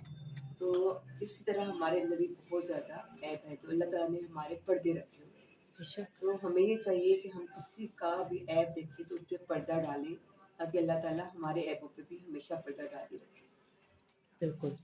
اور یہ بہت ضروری پریکٹس ہے، اس سے گھروں کا سکون انشاءاللہ مینٹین ہے. معاف کرنا جو ہے وہ اللہ تعالیٰ کو بہت پسند ہے، کہ دل دکھے یا کچھ ہو جائے آپ اپنا دل صاف کر کے اس کو معاف کریں.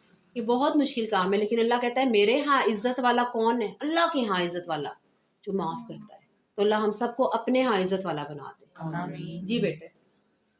مردوں سے جا کے نہیں مانگنا چاہیے، جو لوگ جا کے مزاروں پہ منتیں وغیرہ مانگتے ہیں، ہمیں اس چیز پہ بالکل بھی نہیں مانگنا چاہیے. بالکل بھی نہیں. اور مانگنا کس سے ہے؟ اللہ تعالیٰ. اللہ سبحانہ تعالیٰ سے بہترین. جی ہمیں صرف اللہ پہ یقین رکھنا چاہیے اور اسی کی عبادت کرنا چاہیے. بالکل. ہر چیز اللہ سے مانگے اور یقین رکھیں کہ وہ ضرور دے گا. جی. اگر گناہ ہو جائے تو فوراً توبہ کرنی چاہیے. بالکل. گناہ پہ افسوس تو ظاہر ہوتا ہے، لیکن کچھ پرسنالٹیز میں نے دیکھی ہیں، شاید میں بھی ان میں سے ہوں، کہ جب گناہ ہو جاتا ہے تو ڈپریشن زیادہ ہو جاتا ہے نا، کہ ہم اس گلٹ میں رہ جاتے ہیں. اچھا میں آپ کو ایک بات بتاؤں، جب آپ کہتے ہیں نا، جب آپ کو احساس ہو گیا ہے کہ گناہ ہوا ہے اور آپ نے توبہ کی ہے، آپ سمجھے آپ کو اللہ نے معاف کر دیا. کیوں؟ کیونکہ توفیق اللہ نے تب دی ہے جب اللہ نے قبولیت کر لی ہے. تو اس بات کا مکمل یقین کریں کہ اگر اللہ نے مجھے توبہ کی توفیق دی ہے، اس کا مطلب ہے اس نے مجھے معاف کر دیا ہے. پھر اس کے بارے میں سوچ کے اپنے آپ کو ہلکان نہ کریں، کیونکہ اس کے بارے میں ہلکان کریں گی تو فیوچر میں اچھے کام کیسے کریں گی؟ پھر ہمارا فیوچر بھی خراب ہو جاتا ہے. تو جب توبہ کی توفیق ہوگی تو پورا یقین کیا رکھنا ہے، اللہ نے کیا کر دیا ہے، اللہ نے معاف ہمیں کر دیا ہے. جی بیٹا.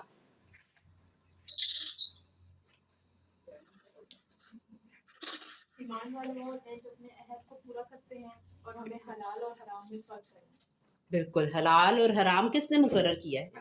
اللہ تعالیٰ نے، خود نہیں بنانا. جی جناب.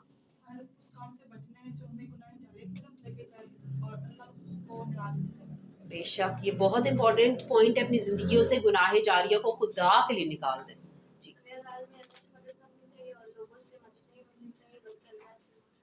بے شک. جی ہمیں اپنا ایمان پختہ رکھنا چاہیے، آسمان سے لے کر زمین تک ہر چیز اللہ کی راہ میں اللہ کی عبادت کرنی چاہیے اور خود کو بالکل اللہ کے سپرد کر دینا چاہیے اور اللہ اور اس کے رسول کی ہر بات ماننی چاہیے. اور اس دفعہ تو مجھے جو آیا دل پہ لگ گیا نا کہ آسمان اور زمین میں جو کچھ ہے کس کا ہے؟ اللہ کا ہے. تو پھر میں بھی کس کی ہوں؟ اللہ کی ہوں. جی ناہید صاحبہ.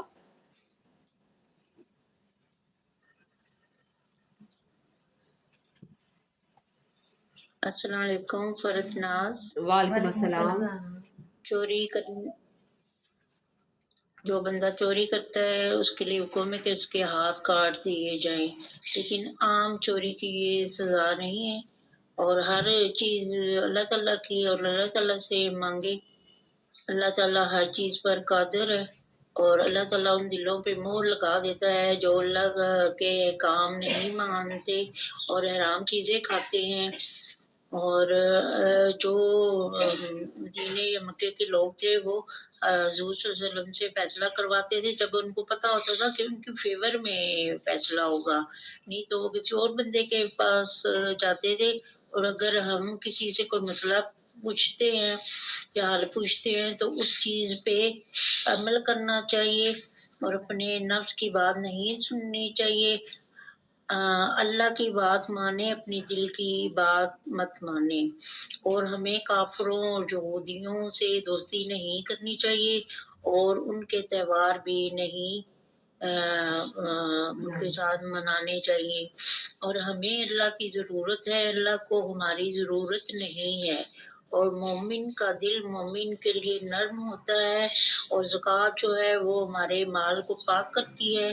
اور مومن جو بندہ ہوتا ہے وہ اذان کا انتظار کرتا ہے کہ میں نے نماز پڑھنی ہے.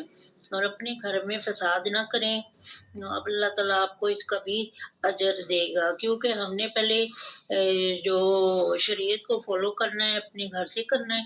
اور شریعت میں پک اینڈ چوز کی کوئی اس میں گنجائش نہیں ہوتی.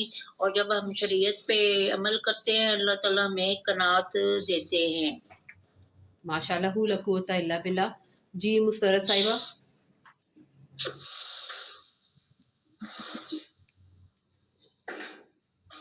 السلام علیکم ورحمۃ اللہ وبرکاتہ. وعلیکم السلام ورحمۃ اللہ وبرکاتہ. جی میں پارے کے پوائنٹس تو آج نہیں شیئر کروں گی لیکن ایک ایکسپیرینس شیئر کروں گی.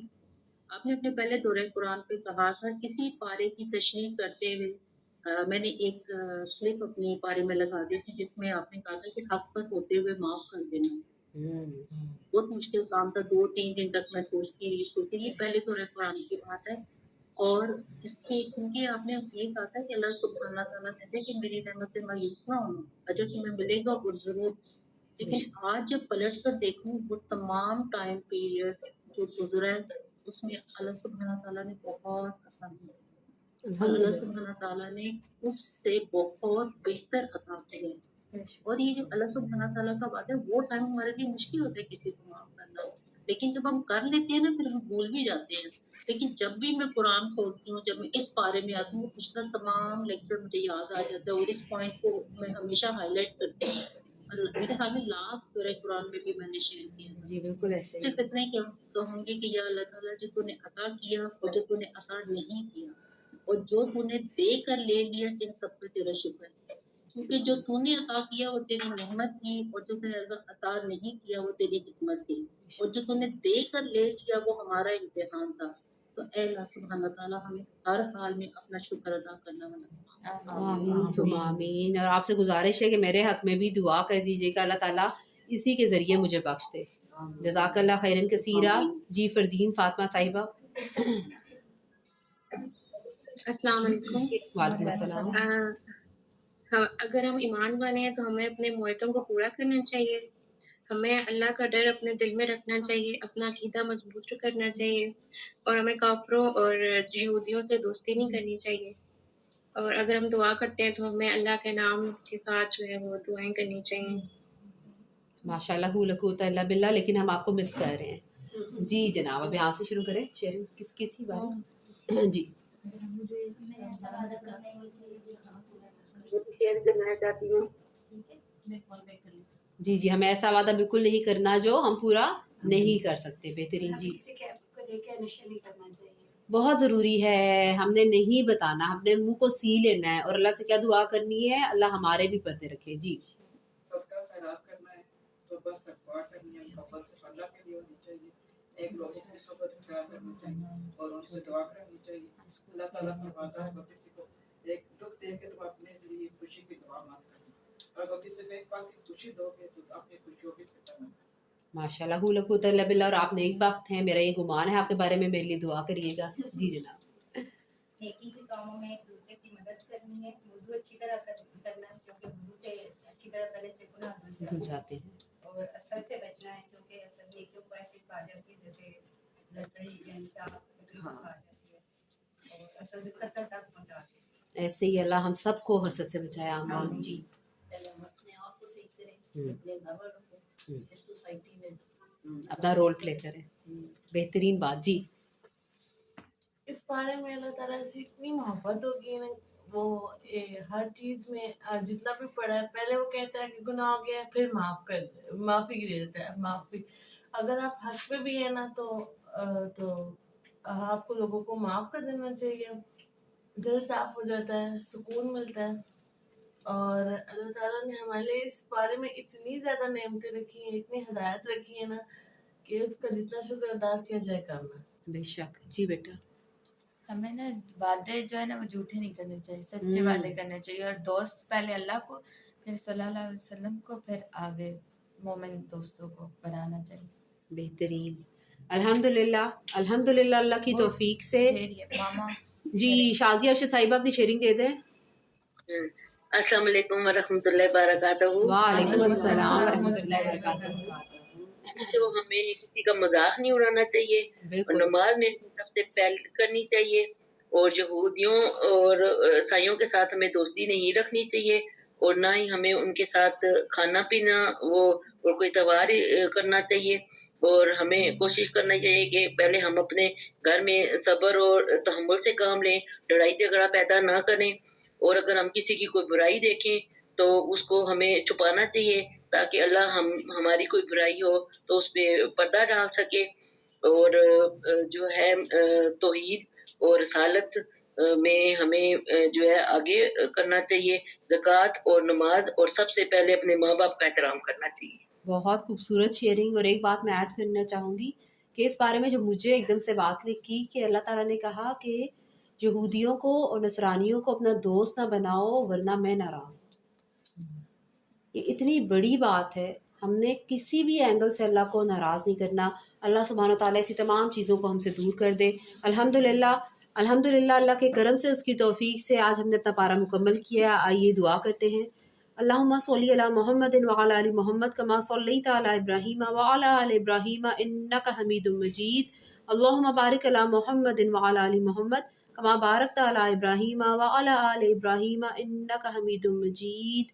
یا اللہ، یا رحمان، یا رحیم، یا غفور، یا میرے پیارے اللہ، یا ذوالجلال والاکرام، یا میرے پیارے اللہ، ہم سب کا یہاں پہ آنا، بیٹھنا، پڑھنا، پڑھانا، سننا، سنانا قبول اور مقبول فرمانا۔ یا اللہ، ہم سے اس محفل میں جو کوئی غلطی کوتاہی ہوگی، یا اللہ اس پہ ہماری پکڑ نہ کرنا۔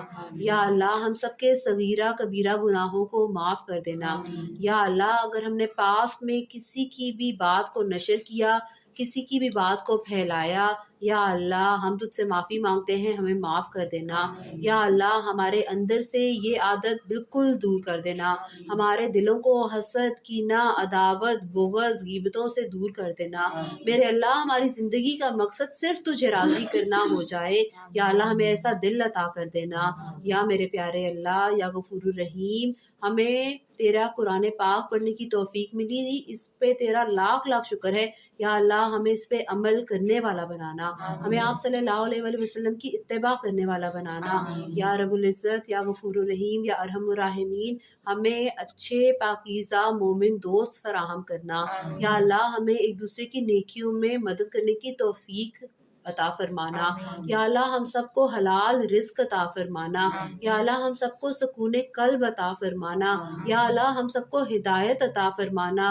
या अल्लाह हम सबको ईमान अता फरमाना। या रब्बुल इज़्ज़त, या गफूरुर रहीम, या अरहमुर राहिमीन, हमें हर किस्म की ऐसी महफिलों से दूर रखना जहाँ से तू नाराज़ हो जाए। या अल्लाह हमें गुनाह जारिया से दूर रखना। या अल्लाह हमें ऐसे काम करने की तौफीक देना जो हमारे लिए सदका जारिया बन जाएं। या रब्बुल इज़्ज़त, हमें, हमारी औलादों को, हमारे आने वाली नस्लों को शैतान के शर से बचा लेना, हम सबको फितना दज्जाल से बचा लेना। या रब्बुल इज़्ज़त, या गफूरुर रहीम, फितरों का दौर है, फितने आसमान से बारिश के कतरों की तरह गिर रहे हैं। या अल्लाह हम पे करम करना, तमाम कुफरिया फितनों से हम सबको बचा लेना। या अल्लाह, या गफूरुर रहीम, या अरहमुर राहिमीन, हमारे जितने प्यारे इस दुनिया से चले गए हैं उनको बख्श देना। या अल्लाह अंकल अल्ताफ़ को बख्श देना। या अल्लाह जितने प्यारे इस दुनिया से गए हैं उनकी कब्रों को जन्नत के बागों में से एक बाग बना देना। या अल्लाह उन सब की कब्रों को रोशन कर देना। या अल्लाह उनकी मग़फ़रत कर देना, उनके दर्जात को बुलंद करना। या अल्लाह हम सबको जन्नत में इकट्ठा कर देना। या रब्बुल इज़्ज़त, तू कहता है कि जो ईमान रखेगा और अमले सौले करेगा तू उसे जन्नत देगा। मेरे अल्लाह, हमें सकत नहीं है, हम कमज़ोर हैं। मेरे अल्लाह, हम बहुत कमज़ोर हैं। या अल्लाह, हम सिर्फ तेरी राह में कोशिश कर रहे हैं। या अल्लाह, इस कोशिश को कबूल करके हमें जन्नतुल फिरदौस अता करना। या अल्लाह, जब प्यारे चले जाते हैं दिल टूट जाते हैं, इंसान टूट जाता है। या अल्लाह अंकल अल्ताफ़ के घर वालों को सब्र जमील अता करना। या अल्लाह, हम सबको जो जानों के जाने से दुखी हैं, दिल गमज़दा हैं, उनको सब्र अता करना।